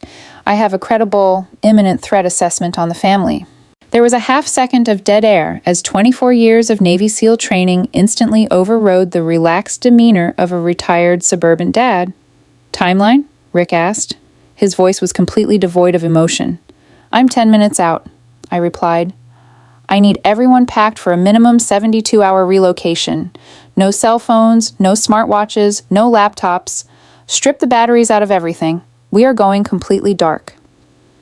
Mac is still here, Rick noted. He slept in the guest room. Good. Tell him to gear up. We are going to need the extra guns. Understood. We'll be ready. The line went dead. When I tore up the long gravel driveway and skidded to a halt in front of the house, the scene was one of controlled chaos. Mac was standing on the front porch, a heavy, unmarked canvas duffel bag at his feet. He was wearing tactical khakis, a dark windbreaker, and an expression that promised absolute violence to anyone who crossed him. I could see the distinct bulge of a concealed sidearm on his right hip. My mother and Aunt Susan were huddled by the front door. My mother looked terrified, clutching a small overnight bag, her eyes red and swollen from a night of crying. Aunt Susan, however, was in a state of hostile denial. "This is ridiculous," Susan was yelling at Uncle Rick, who was systematically pulling the SIM cards out of 3 different iPhones and dropping them into a glass of water. "I have a Pilates class at 10. I have a life. We can't just run away into the woods because Sarah is paranoid." "Susan, shut your mouth and get in the car," Rick ordered, pointing toward his heavy-duty Ford F-250 parked next to my 4Runner. "I will not," Susan shrieked. "Where is Brett? Did you really leave my nephew in jail overnight? He needs a lawyer, not an armed guard." As if summoned by her frantic denial, a beat-up yellow taxi crested the top of the driveway, crunching slowly over the gravel. It rolled to a stop, and the back door opened. Brett stumbled out. He looked like a corpse that had been reanimated by sheer misery. His designer polo was stained. His face was pale and greasy, and he was shivering despite the warm morning sun. The county jail had clearly not been kind to the wealth manager from San Francisco. He looked up, expecting to slink into the house and nurse his hangover. Instead, he saw his father heavily armed, Mac scanning the tree line like a predator, and me, stepping out of my armored SUV, looking like the Grim Reaper. What's going on?" Brett stammered, freezing by the taxi. I walked straight toward him. He flinched, instinctively raising his hands to protect his throat. The memory of last night clearly burned into his central nervous system. "Pay the cab driver," I barked. My phone is dead. I don't have my wallet. Dad took it." Brett stuttered. Max stepped forward, tossed a crumpled $50 bill through the cab's open window, and slapped the roof. The cab driver, sensing the lethal atmosphere, threw it in reverse and sped away without a word. "Listen to me, all of you," I said, my voice echoing across the driveway, cutting through Susan's protests and Brett's confusion. I locked eyes with my family. Last night, Brett's little stunt broadcast a signal. The people I fight, the people who wire bombs to cars and burn people alive, they picked up that signal. They are currently looking for this house. If they find you, they will not ask you for your stock portfolio. Brett, they will skin you alive to get to me." Aunt Susan gasped, all the color draining from her face. Her denial finally shattered against the concrete wall of reality. Brett's knees buckled slightly. He grabbed the side of his father's truck to steady himself. "Oh my God," he whispered. "Oh my God, I'm sorry. I didn't know." "We don't have time for apologies," Mac growled, stepping into the center of the group. "Rick, take Diane and Susan in the truck. Captain, you take the liability in your vehicle. I'll ride shotgun with you and run counter surveillance." "Where are we going?" my mother asked, her voice trembling. "My property in Wyoming," Max stated. "It's off the grid, heavily fortified, and accessible only by a single dirt road. We dig in there until the captain's people sweep the digital footprint." "Move!" Rick shouted. The family scrambled. There was no more arguing. Fear is a universal language, and right now, it was speaking loud and clear. I grabbed Brett by the shoulder and shoved him toward the back seat of the 4Runner. He tumbled in, curling into a tight ball, trembling violently. Max slid into the passenger seat next to me, instantly pulling a short-barreled, suppressed PDW, personal defense weapon, from his duffel bag and resting it across his lap. He checked the chamber, his movements smooth and practiced. "Comms check," I said, pulling out a pair of encrypted two-way radios. I handed one to Mac, who tossed it to Rick in the truck. "Check," Rick's voice crackled back. "I have the lead," I said, shifting the 4Runner into drive. "Keep your spacing tight. If we take contact, do not stop. You drive through it." "Copy that," Rick replied. I hit the gas. the tires spitting gravel as we shot down the driveway, leaving the picturesque lake house and the last remnants of our normal family dynamic behind us. The first 2 hours of the drive northeast toward the Nevada border were a tense, suffocating silence. In the back seat, Brett was curled against the door, staring out the reinforced window with hollow, unblinking eyes. The hangover, combined with the sheer, crushing terror of the situation, had seemingly broken his spirit entirely. The arrogant frat boy who had mocked my boots 24 hours ago was dead. In his place was a frightened child realizing that the monsters under the bed were real, and they were armed with AK-47s. "You doing okay back there, Brett?" Mac asked, not turning around, his eyes constantly scanning the side mirrors. Brett swallowed hard. "Are they really coming to kill us?" "If they find us, yes," Mac answered bluntly. "No sugarcoating, no corporate HR speak. That's why you keep your head down and you do exactly what you are told. You've played the big man your whole life. Son, now it's time to see if you can follow orders." I will. I swear. I won't cause any trouble." Brett's voice broke. "Sarah, I'm so sorry. I didn't know." I glanced at him in the rearview mirror. My ribs were throbbing, sending shooting pains up my neck, and the exhaustion was beginning to blur the edges of my vision. But I felt a strange, cold pity for him. "I know you didn't, Brett," I said quietly. "But ignorance isn't armor. The world doesn't care what you don't know." We merged onto Interstate 80, the vast, desolate stretches of the high desert opening up before us. The sun was baking the asphalt, creating shimmering mirages on the horizon.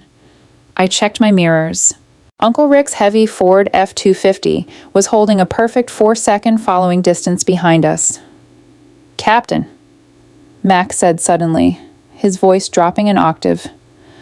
"I see it," I replied, my hands tightening on the steering wheel. 3 cars back, in the left lane. A dark gray Dodge Durango with heavily tinted windows. It had been pacing us for the last 15 miles. It wasn't gaining, and it wasn't passing. It was just sitting in our blind spot, matching our speed fluctuations perfectly. "Rick," I said into the radio. "Status on your 6. I got him." Rick's voice came back, calm and steady. "Gray Durango, Nevada plates. Been on us since the Reno interchange. Looks like a 2-man crew in the front. Can't see the back." "Could be local law enforcement running a plate scanner," Max suggested, though his thumb instinctively moved to the safety selector on his weapon. "Let's test it," I said. I signaled right, smoothly accelerating and changing lanes to pass a slow-moving semi-truck. Rick followed perfectly, shielding our rear. The Durango didn't move. It stayed in the left lane, falling back slightly behind the semi. "Maybe we're paranoid," Brett whispered from the back seat, leaning forward slightly. "Sit back," Max snapped. As soon as we cleared the semi, I signaled left and moved back into the fast lane. 3 seconds later, the Durango ripped past the semi, cut aggressively across 2 lanes of traffic without a signal, and settled right back into its pacing position. 3 cars behind Uncle Rick. "That's a negative on a coincidence," Max said, his eyes narrowing. "We are burned. They tracked the vehicles from the house." "Damn it," I hissed. The Syrian proxy cell was faster than I anticipated. They must have had assets operating locally on the West Coast to mobilize a surveillance team this quickly. "Omen-Six, what's the play?" Rick asked over the radio. I could hear Aunt Susan crying softly in the background of the transmission. I looked at the GPS mapped on my dashboard. We were approaching a steep, winding mountain pass that cut through a desolate canyon. No exits, no cell service, and steep drops on either side. It was a perfect choke point. If they wanted to hit us, they would do it there. "Rick, they are going to try and box us in the canyon," I said, my voice slipping into the clinical rhythm of a tactical briefing. "I need you to run interference. When I give the word, you hit the brakes and block the lanes. I will punch through. Do not let them pit maneuver the truck." "Copy that," Rick said. "I'll hold the line." "Dad, what's he going to do?"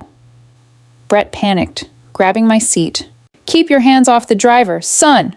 Mac roared, shoving Brett back against the seat.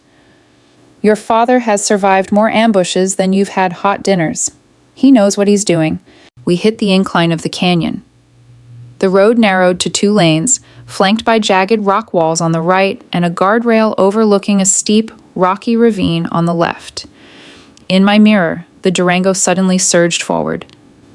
"They're making their move," Mac said, bracing his feet against the floorboards. The Durango accelerated hard, closing the gap between itself and Rick's truck. They weren't trying to follow anymore. They were initiating contact. "Rick, brace for impact," I yelled into the radio. The Durango swerved into the oncoming lane, ignoring the double yellow line, trying to pull up alongside the F-250 to force it off the road. But Uncle Rick was a Tier 1 operator. He didn't panic. He didn't swerve away. As the Durango pulled parallel, Rick violently jerked the steering wheel to the left. The massive 3-ton steel chassis of the F-250 slammed into the passenger side of the Durango with a sickening crunch of metal. The Durango sparked against the guardrail, the driver fighting for control.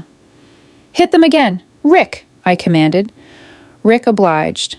He slammed the brakes, letting the Durango shoot forward a few feet, then pinned the gas, ramming the front quarter panel of his truck directly into the Durango's rear axle. The pit maneuver was flawless. The Durango spun wildly out of control, tires smoking and screeching. It slammed backward into the rock wall, shattering its taillights and crumpling the trunk, before bouncing back into the middle of the road, dead in the water. Rick expertly threaded the F-250 past the wreckage, not losing any momentum. "Good hit, Rick," I breathed, checking the mirror. The Durango was smoking, blocking the lanes behind us. "Captain," Mac said quietly, pointing out the windshield. My stomach plummeted. Coming down the mountain, heading directly toward us in both lanes, were 2 black, unmarked Chevrolet Tahoes. They weren't swerving. They were accelerating. "It's an anvil and hammer," Mac said, his voice cold and analytical. The Durango was just pushing us forward. The hit team was waiting at the top. "Hold on," I screamed. There was no room to maneuver. The canyon walls offered no escape.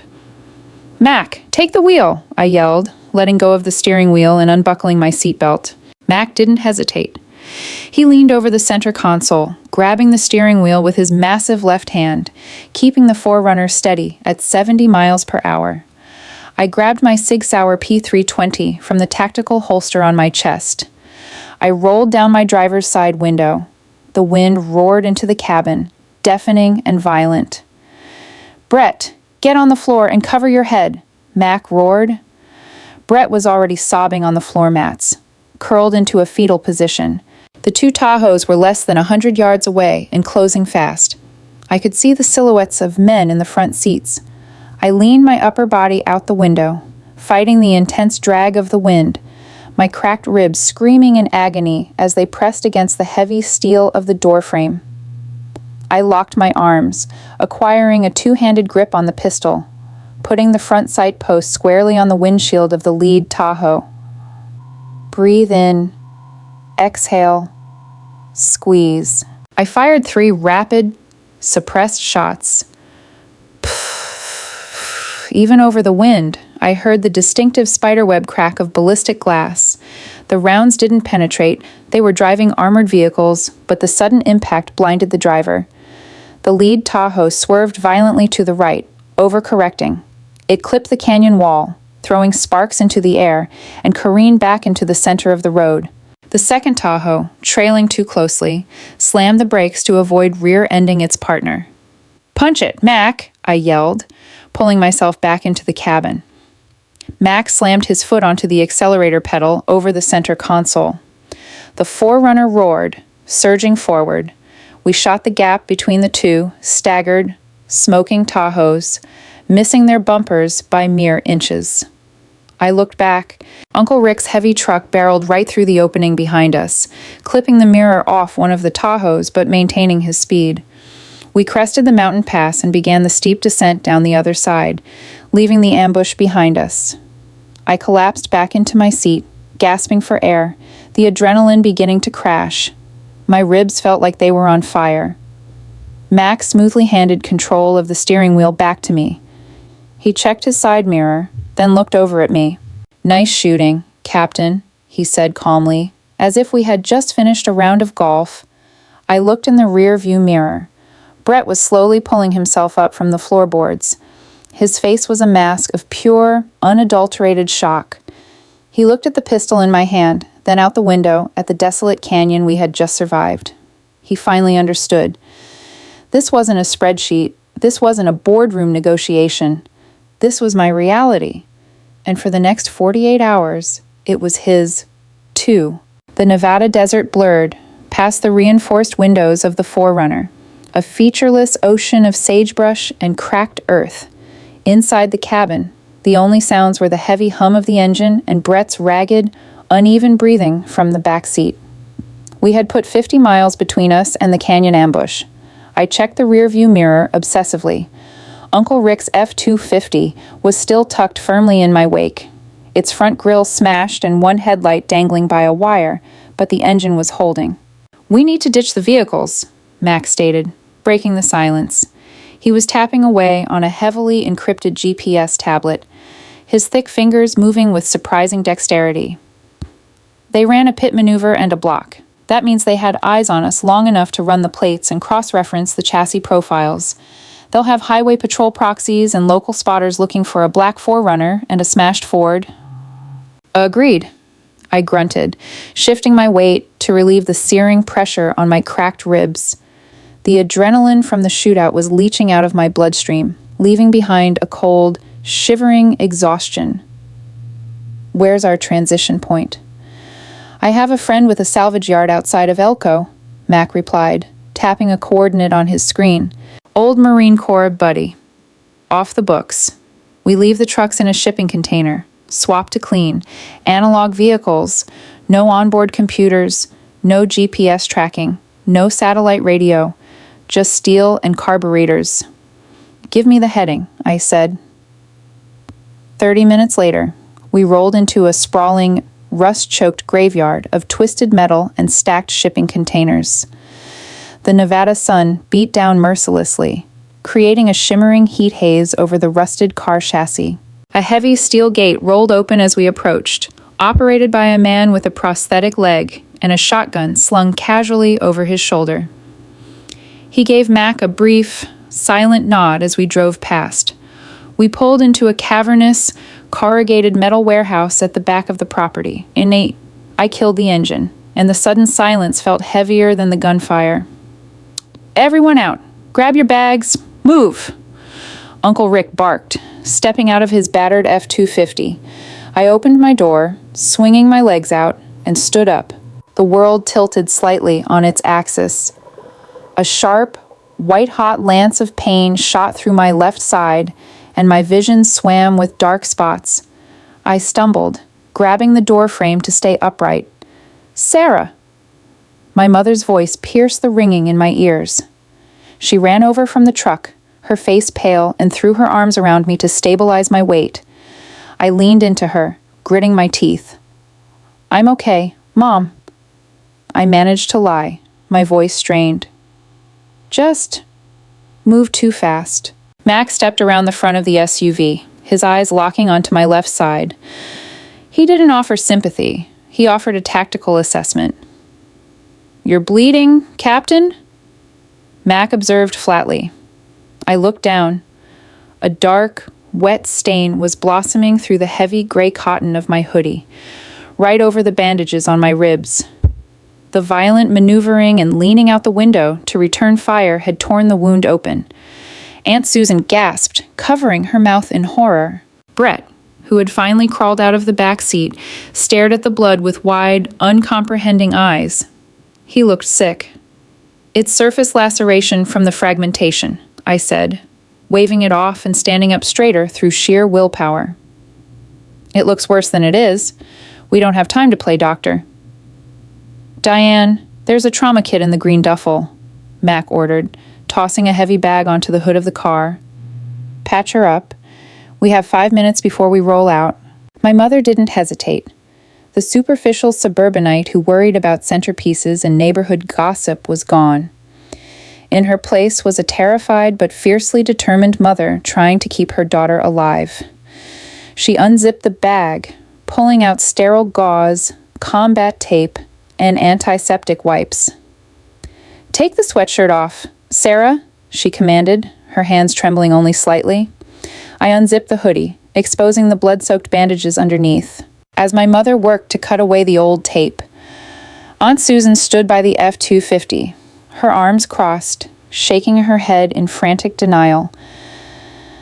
"This is insane," Susan muttered loudly. "We are in a junkyard. We were just shot at. We need to call the police. Rick, the FBI, someone." "Susan, stop," Uncle Rick warned, pulling 2 heavy canvas bags from his truck bed. "No, I will not stop," she shrieked, the panic finally breaking her fragile composure. "This isn't our world. This is a movie. Brett, tell your father we need to go to a police station." She turned to Brett for support, but Brett just stared at the ground, his shoulders slumped. "Aunt Susan," I said, my voice cutting through her hysteria like a scalpel. I locked eyes with her as my mother pressed a new layer of gauze against my bleeding side. "The people chasing us have money and access. If you walk into a local precinct, they will intercept the dispatch call. They will send a cleanup team dressed as tactical officers. They will put a bullet in the back of your head in a holding cell and label it a tragic accident. Do you understand me?" Susan's mouth snapped shut. "We are the only security you have right now," I continued, wincing as my mother pulled the tape tight. "So please, for the love of God, keep quiet and get in the new vehicle." Mac returned, tossing a set of keys to Uncle Rick. "2 vehicles," Mac said. "A 1998 Jeep Cherokee and a 2003 Chevy Silverado. No computers. They run loud, but they run fast. Rick, take Diane and Susan in the Chevy. Captain, you're with me and the kid in the Jeep." We transferred our gear, the heavy silence of the junkyard pressing down on us.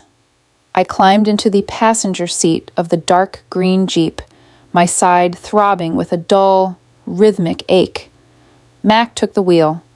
Brett sat in the back, staring blankly at the rusted floorboards.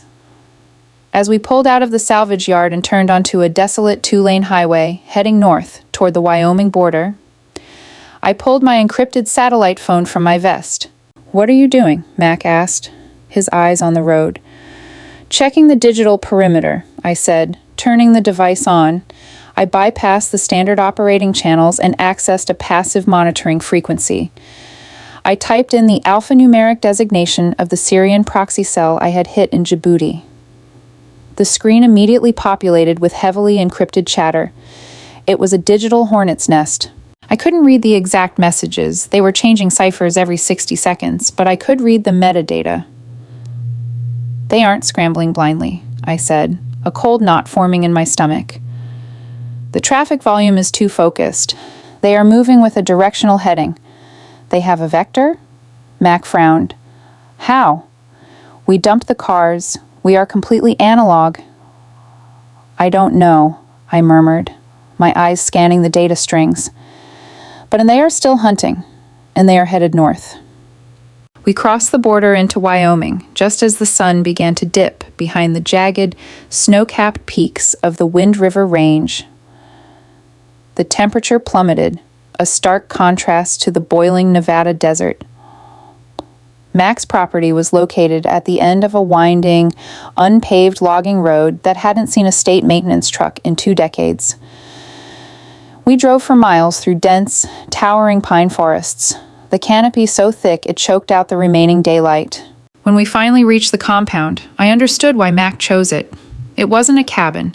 It was a fortified redoubt, built from massive, interlocking timber logs.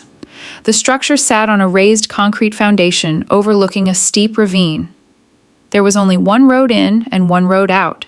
The windows were small, narrow, and made of reinforced ballistic glass. Heavy steel shutters were pinned back against the exterior walls, ready to be dropped into place. A massive array of solar panels on the roof fed an underground battery bank, ensuring total off-grid capability. "Welcome to the middle of nowhere," Mac grunted, cutting the engine of the Jeep. We piled out. The air was thin and bitingly cold. I drew in a deep breath, instantly regretting it as my cracked ribs protested. "Inside, now," Uncle Rick ordered, ushering my mother and Susan toward the heavy steel door. Mac unlocked it, revealing a surprisingly warm and well-furnished interior. Leather couches, a stone fireplace, and a massive kitchen island.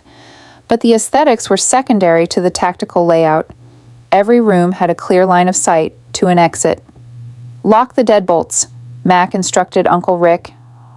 "Drop the steel shutters on the ground floor windows. I'm going to initiate the perimeter sensors." While Rick and Mac secured the perimeter, I collapsed onto a heavy wooden chair at the kitchen island, pulling my encrypted laptop from my go bag. I needed to reconnect to the TOSI, Tactical Operations Center, and get a situational update. My mother walked over, placing a hand on my shoulder. "Are we safe here, Sarah?" I looked up at her tired, terrified face. "It's the best ground we could ask for. Mom, it's easily defensible.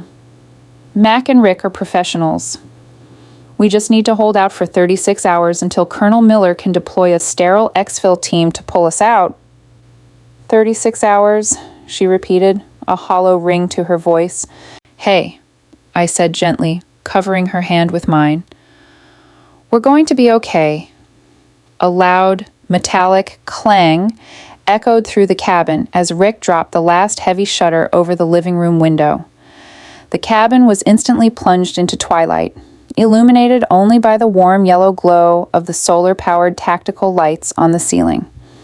Mac walked into the kitchen, his face grim. "Motion sensors are live. Thermal cameras on the tree line are operational. If a deer walks within 500 yards of this place, we'll know it." "Good," I said, opening my laptop. Then, something caught my eye. Aunt Susan was sitting on the far end of the leather couch. She had her overnight bag unzipped, and she was frantically tapping on a glowing screen. The color drained from my face entirely. "Susan," I said, my voice barely a whisper, but it cut through the room like a gunshot. "What is in your hand?" She jumped, instinctively pulling the device to her chest like a guilty child. It's just my iPad. I was trying to check my emails. I run a business. Sarah, I can't just disappear off the face of the earth." "I told you to strip the batteries," Uncle Rick roared, storming across the room. "I explicitly told you to leave all electronics in Tahoe." "I put it on airplane mode," Susan cried defensively, shrinking back against the cushions. "It's just connected to the cellular data. I swear I didn't turn on the GPS." I felt my blood run completely cold. It felt like the floor had just dropped out from beneath me. "Airplane mode doesn't stop a dedicated signals intelligence scraper," I said, standing up, ignoring the agonizing spike of pain in my side. I walked toward her, my eyes locked onto the glowing Apple logo on the back of the device. If it is connected to a cellular tower, it is pinging a node. And if the proxy cell bought the metadata from a local telecom provider, they have a vector, Mac finished, his voice dropping into a register of absolute, terrifying calmness. "That's how they tracked us north. They weren't tracking the cars. They were tracking her." "Give it to me," I commanded, holding out my hand. Susan looked at my face and finally understood the magnitude of her mistake. She handed the tablet over, her hands shaking uncontrollably. I placed the iPad on the kitchen island. I didn't try to wipe it. I didn't try to power it down. I drew my Sig Sauer, aimed it directly at the center of the screen, and fired a single, suppressed shot. Pfft. The tablet shattered into 1,000 pieces of glass and warped metal, the battery hissing as it died. My mother screamed, covering her ears. Brett flinched so hard he fell off his chair. Too late," Mac said, staring at a monitor mounted on the wall near the fireplace. The monitor displayed the feeds from the external thermal cameras. The screen, which had been completely clear a minute ago, was now flashing with multiple red thermal signatures. "Movement in the tree line," Mac announced, racking the charging handle of his short-barreled rifle. The metallic clack-clack was the loudest sound in the world. "North Ridge, 12 heat signatures. They're bounding forward, using the trees for cover." They had found us. The digital leash had led the wolves right to the door. "Rick," I said, my voice shifting automatically into the cold, mechanical cadence of Omen-Six. The pain vanished, replaced by the icy focus of imminent combat. "Take the family.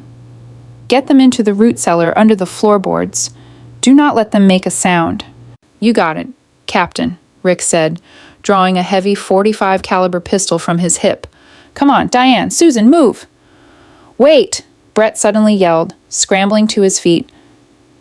He looked at me, his face pale, but a strange, "I have to do something," Brett pleaded. The guilt of his initial actions finally overpowered. "The front driveway is rigged with directional claymore mines." I lied. There were no claymores, but I needed him focused and out of the way. "When I yell fire, you flip this switch and press the button.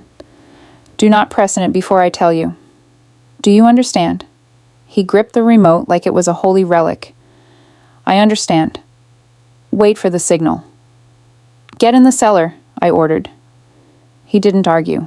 He turned and followed his father, helping his weeping mother and terrified aunt down a wooden ladder into the darkness beneath the floorboards.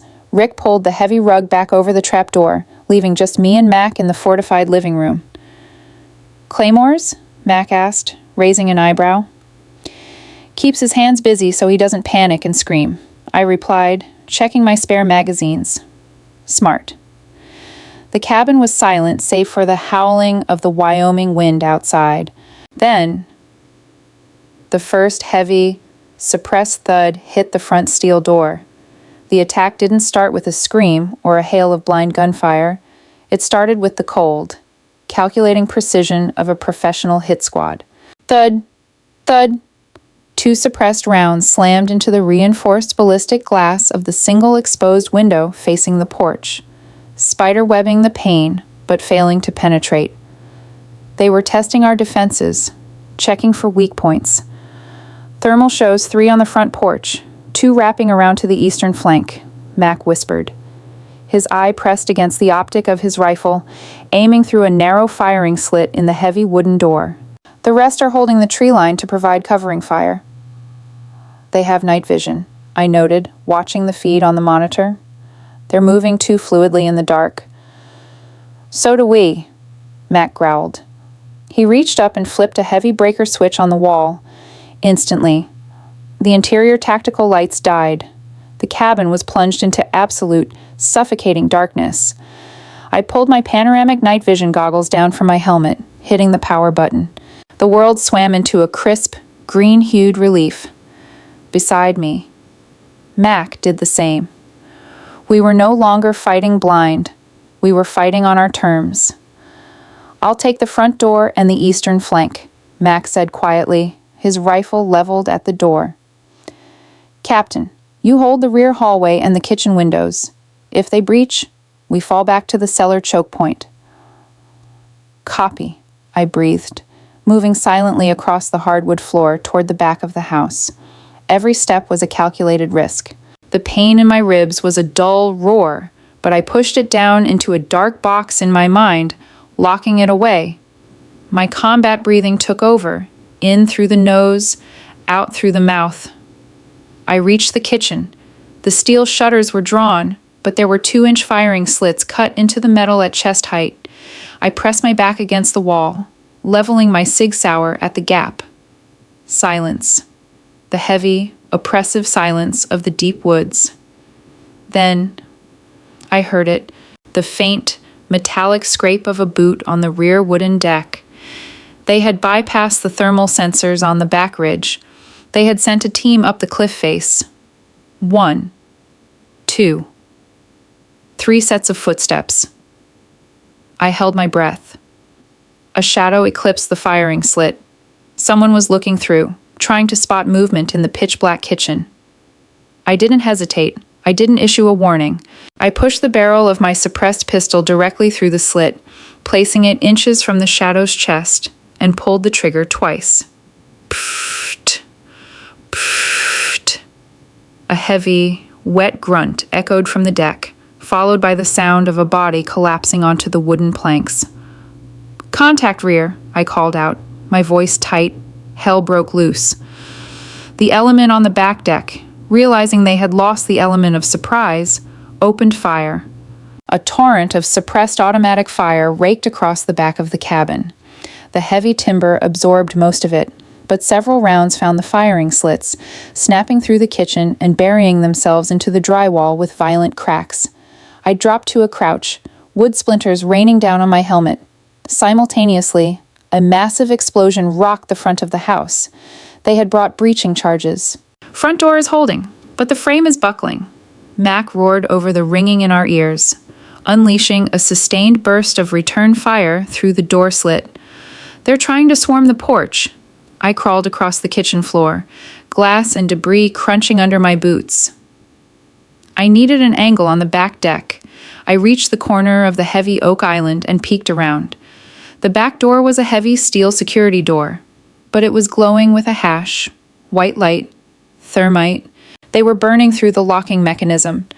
The steel was melting, dripping onto the floorboards like liquid lava. "Mac, they're burning the rear door," I yelled. "Hold the line. Captain, I'm pinned down by heavy suppression from the tree line." I checked my magazine. 14 rounds. I took a deep breath, fighting the agonizing protest of my ribs, and stood up, bracing my weapon on the countertop. The thermite charge burned out, and a heavy boot kicked the glowing, weakened steel door inward. It crashed open, letting the freezing mountain wind and the acrid smell of burning metal into the kitchen. 2 men in tactical black gear, wearing heavy night vision optics, poured through the doorway. Suppressed submachine guns raised. I fired. 2 rounds center mass on the first man. He dropped like a stone. The second man pivoted faster than I anticipated, bringing his weapon to bear. I threw myself sideways behind the kitchen island, just as a burst of 9mm rounds chewed through the space where my head had been. I hit the floor hard. Searing pain erupted from my cracked ribs, stealing my breath. My vision whited out for a terrifying fraction of a second. I lay on the floor, gasping, my gun arm pinned awkwardly beneath me. I could hear the heavy boots of the second attacker slowly circling the kitchen island. He knew I was hit. He was taking his time. I couldn't breathe. I couldn't move my arm. "This is it," a dark voice whispered in my mind. The ghost finally gets caught in the light. The attacker stepped around the corner of the island. Through my green-tinted vision, I saw him raise his weapon, aiming directly down at me. Suddenly, a loud, panicked voice echoed from beneath the floorboards. "Sarah, fire, fire, I'm pressing it." "Brett." The attacker flinched, startled by the sudden, screaming voice coming from the floor. He hesitated for half a second, his weapon dipping slightly as he looked toward the sound. It was the only opening I needed. Ignoring the white-hot agony in my chest, I rolled onto my back, brought my pistol up with my left hand, and fired 3 rounds straight up. The attacker jolted backward, his weapon discharging harmlessly into the ceiling, before collapsing backward onto the floor. Dead. I let my head fall back onto the wood, my chest heaving. "Good boy, Brett," I whispered into the darkness. "Clear rear," I shouted hoarsely. "Front is clear. They're falling back to the tree line," Mac yelled back. "They took too many casualties. They're breaking contact." I lay there in the dark, listening to the fading sound of footsteps retreating into the woods. The proxy cell had underestimated their target. They thought they were hunting a frightened civilian and a retired old man. They didn't realize they had walked directly into a meat grinder. The silence returned to the cabin, heavier and colder than before. The smell of cordite and copper filled the air. I slowly pulled myself up, leaning heavily against the bullet-riddled kitchen island. My ribs were screaming, and I was bleeding again, but I was alive. The trapdoor in the living room slowly pushed open. Uncle Rick emerged first, sweeping the room with his .45 before waving the rest up. Brett crawled out, his hands shaking so violently he dropped the plastic remote detonator on the floor. He looked at the bodies in the kitchen, the blood pooling on the hardwood, and then looked at me. There was no arrogance left in him. There was no ego. There was only the raw, unfiltered realization of what true violence looked like, and the terrible price paid by those who stand in its way. "You did good, Brett," I said softly, holstering my weapon. "You kept your head." He stared at me, tears streaming down his face, and simply nodded. Mac walked into the kitchen, kicking the weapon away from the dead attacker. He looked at me, a grim smile hidden beneath his beard. 32 hours left, Captain," Mac said, pulling a fresh magazine from his vest. "Better patch those ribs. I don't think they're quite done with us yet." The aftermath of the breach was a masterclass in organized chaos. While Uncle Rick pulled the family out of the root cellar and corralled them into the safest, most reinforced corner of the cabin, Mac and I went to work on the bodies. I knelt beside the man I had dropped in the kitchen, gritting my teeth as my mother tightly wrapped a fresh layer of combat tape around my bleeding torso. "I'm sorry, Mom," I whispered, watching her hands tremble as she secured the gauze. "Don't," she replied fiercely, tying it off with surprising strength. "You keep us alive. I'll patch the holes. That's the deal." I gave her a weary nod and turned my attention to the mercenary. I stripped his tactical vest, pulling his spare magazines and tossing them to Mac, who was cross-loading the 9mm ammunition into our empty Sig Sauer mags. Then, I saw it. I pulled back the sleeve of the dead man's black combat shirt. Burned into the skin of his right forearm was a faded ink tattoo, a stylized, two-headed eagle clutching a sword. "Mac," I said, my voice dropping an octave. "Look at this." Mac walked over, his heavy boots crunching on the shattered glass. He looked down at the ink, and the color drained from his face. "That's not a Syrian proxy," Mac whispered, his jaw tightening. "That's a specific PMC offshoot, Directorate K, Russian Shadow Ops. They outsource the hit," I realized, the horrifying puzzle pieces clicking together. The Syrians didn't have the assets on the West Coast to mobilize this fast.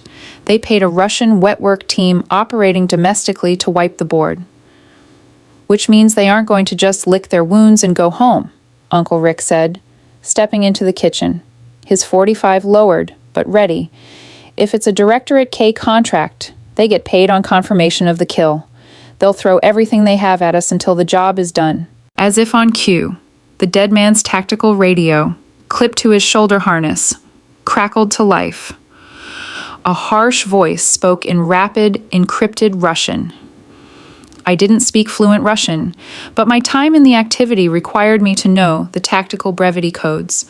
I recognized 3 words: heavy, breach, dawn. "They're bringing up heavy ordnance," I translated, a cold dread pooling in my stomach. "They realize small arms won't break the cabin. They're waiting for first light to hit us with RPGs or mortars. We don't have 32 hours. Mac, we have 3. A heavy silence fell over the room. 3 hours. "Can your colonel get a bird here?" Rick asked, looking at me. "I'll try," I said. I limped over to the kitchen island, opening my encrypted laptop. The screen glowed harshly in the darkened cabin. I typed in my authentication codes, bypassing the standard TOC operator and initiating a direct, flash override priority line to Colonel Miller. The screen blinked, and Miller's face appeared. He was no longer in his office. He was in a dimly lit skiff, surrounded by monitors. "Omen-Six, we tracked a massive spike in localized cellular traffic near your grid," Miller said immediately. "You have a hornet's nest on your roof. Directorate K hit squad. Boss," I reported flatly. "They outsourced the contract. We repelled the initial breach, but they are surrounding the perimeter and bringing up heavy ordnance for a dawn assault. We cannot hold this position for 32 hours. I need immediate extraction. Miller closed his eyes for a fraction of a second. The political weight of the situation was crushing. Sarah, you are asking me to authorize a JSOC gunship strike on American soil. The bureaucratic fallout. I don't give a damn about the bureaucracy. Colonel, I snapped, the adrenaline and pain finally fraying my iron composure. My family is in this room. If you don't send a bird right now, we are going to die in this cabin. I am invoking the Broken Arrow Protocol. Our position is about to be overrun. Miller stared at me through the screen. He looked at the blood staining my shirt, the exhaustion in my eyes, and the sheer desperation of a ghost begging for a lifeline. Hold your ground.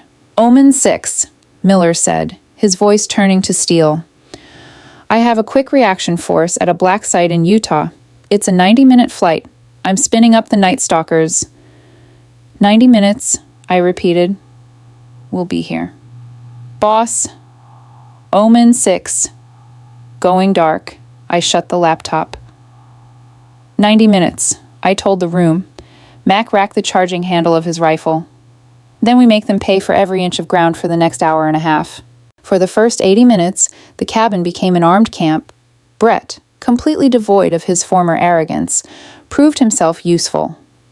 Under Uncle Rick's strict supervision, Brett loaded magazines, distributed water, and stacked heavy oak furniture against the compromised rear door. Here, Brett said, handing me a fully loaded 9mm magazine. His hands were steady. He looked at the blood on my side, then up to my eyes. I'm sorry, Sarah, for everything. Keep loading. Brett, I said softly, taking the magazine. We'll do apologies if we live.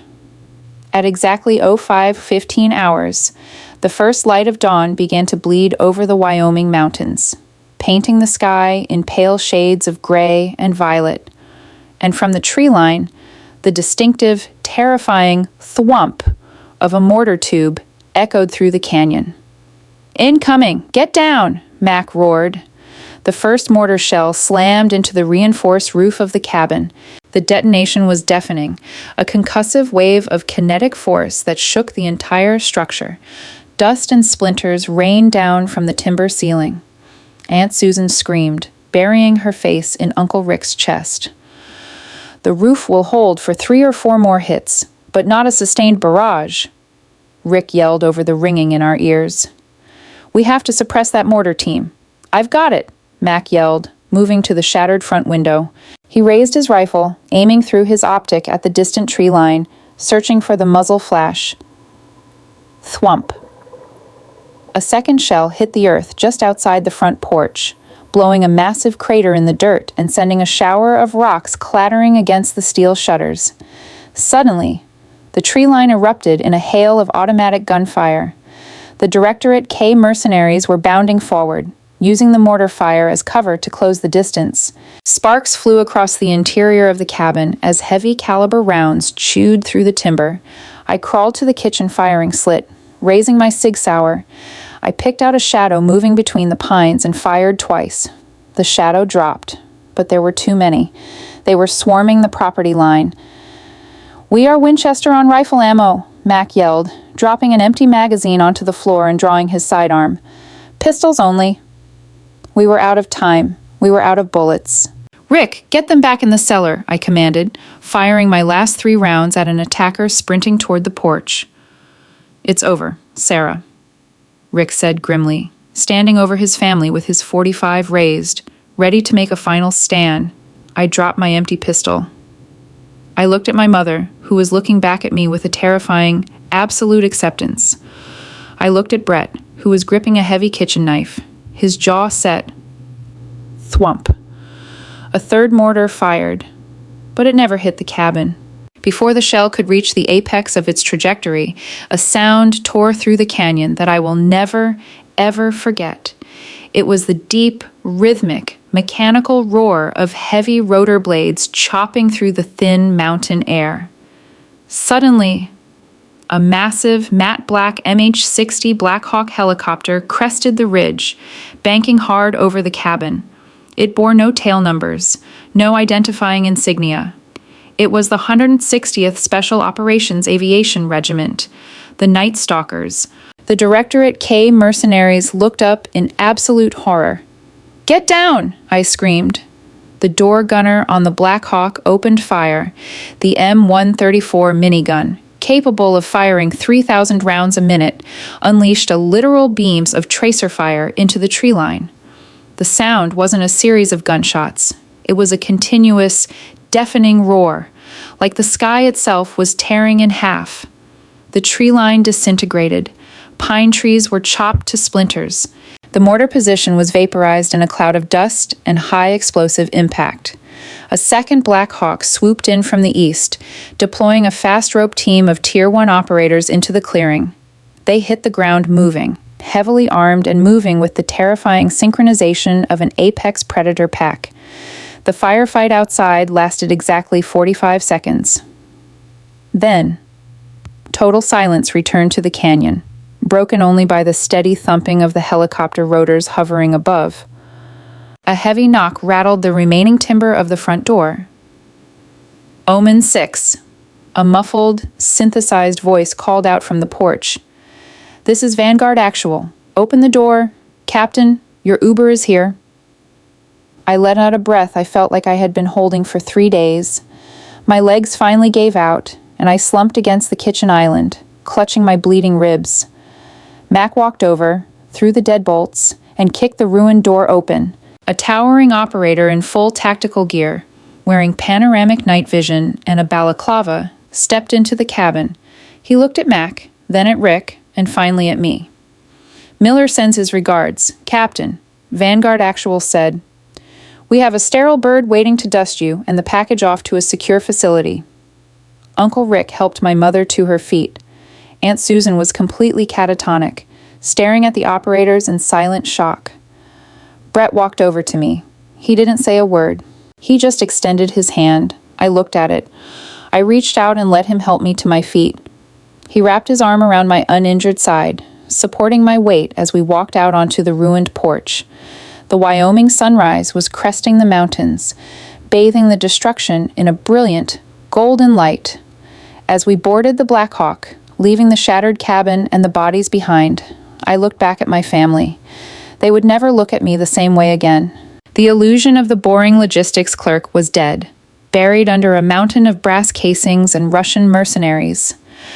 The shadow war had come home, and it had burned everything to the ground.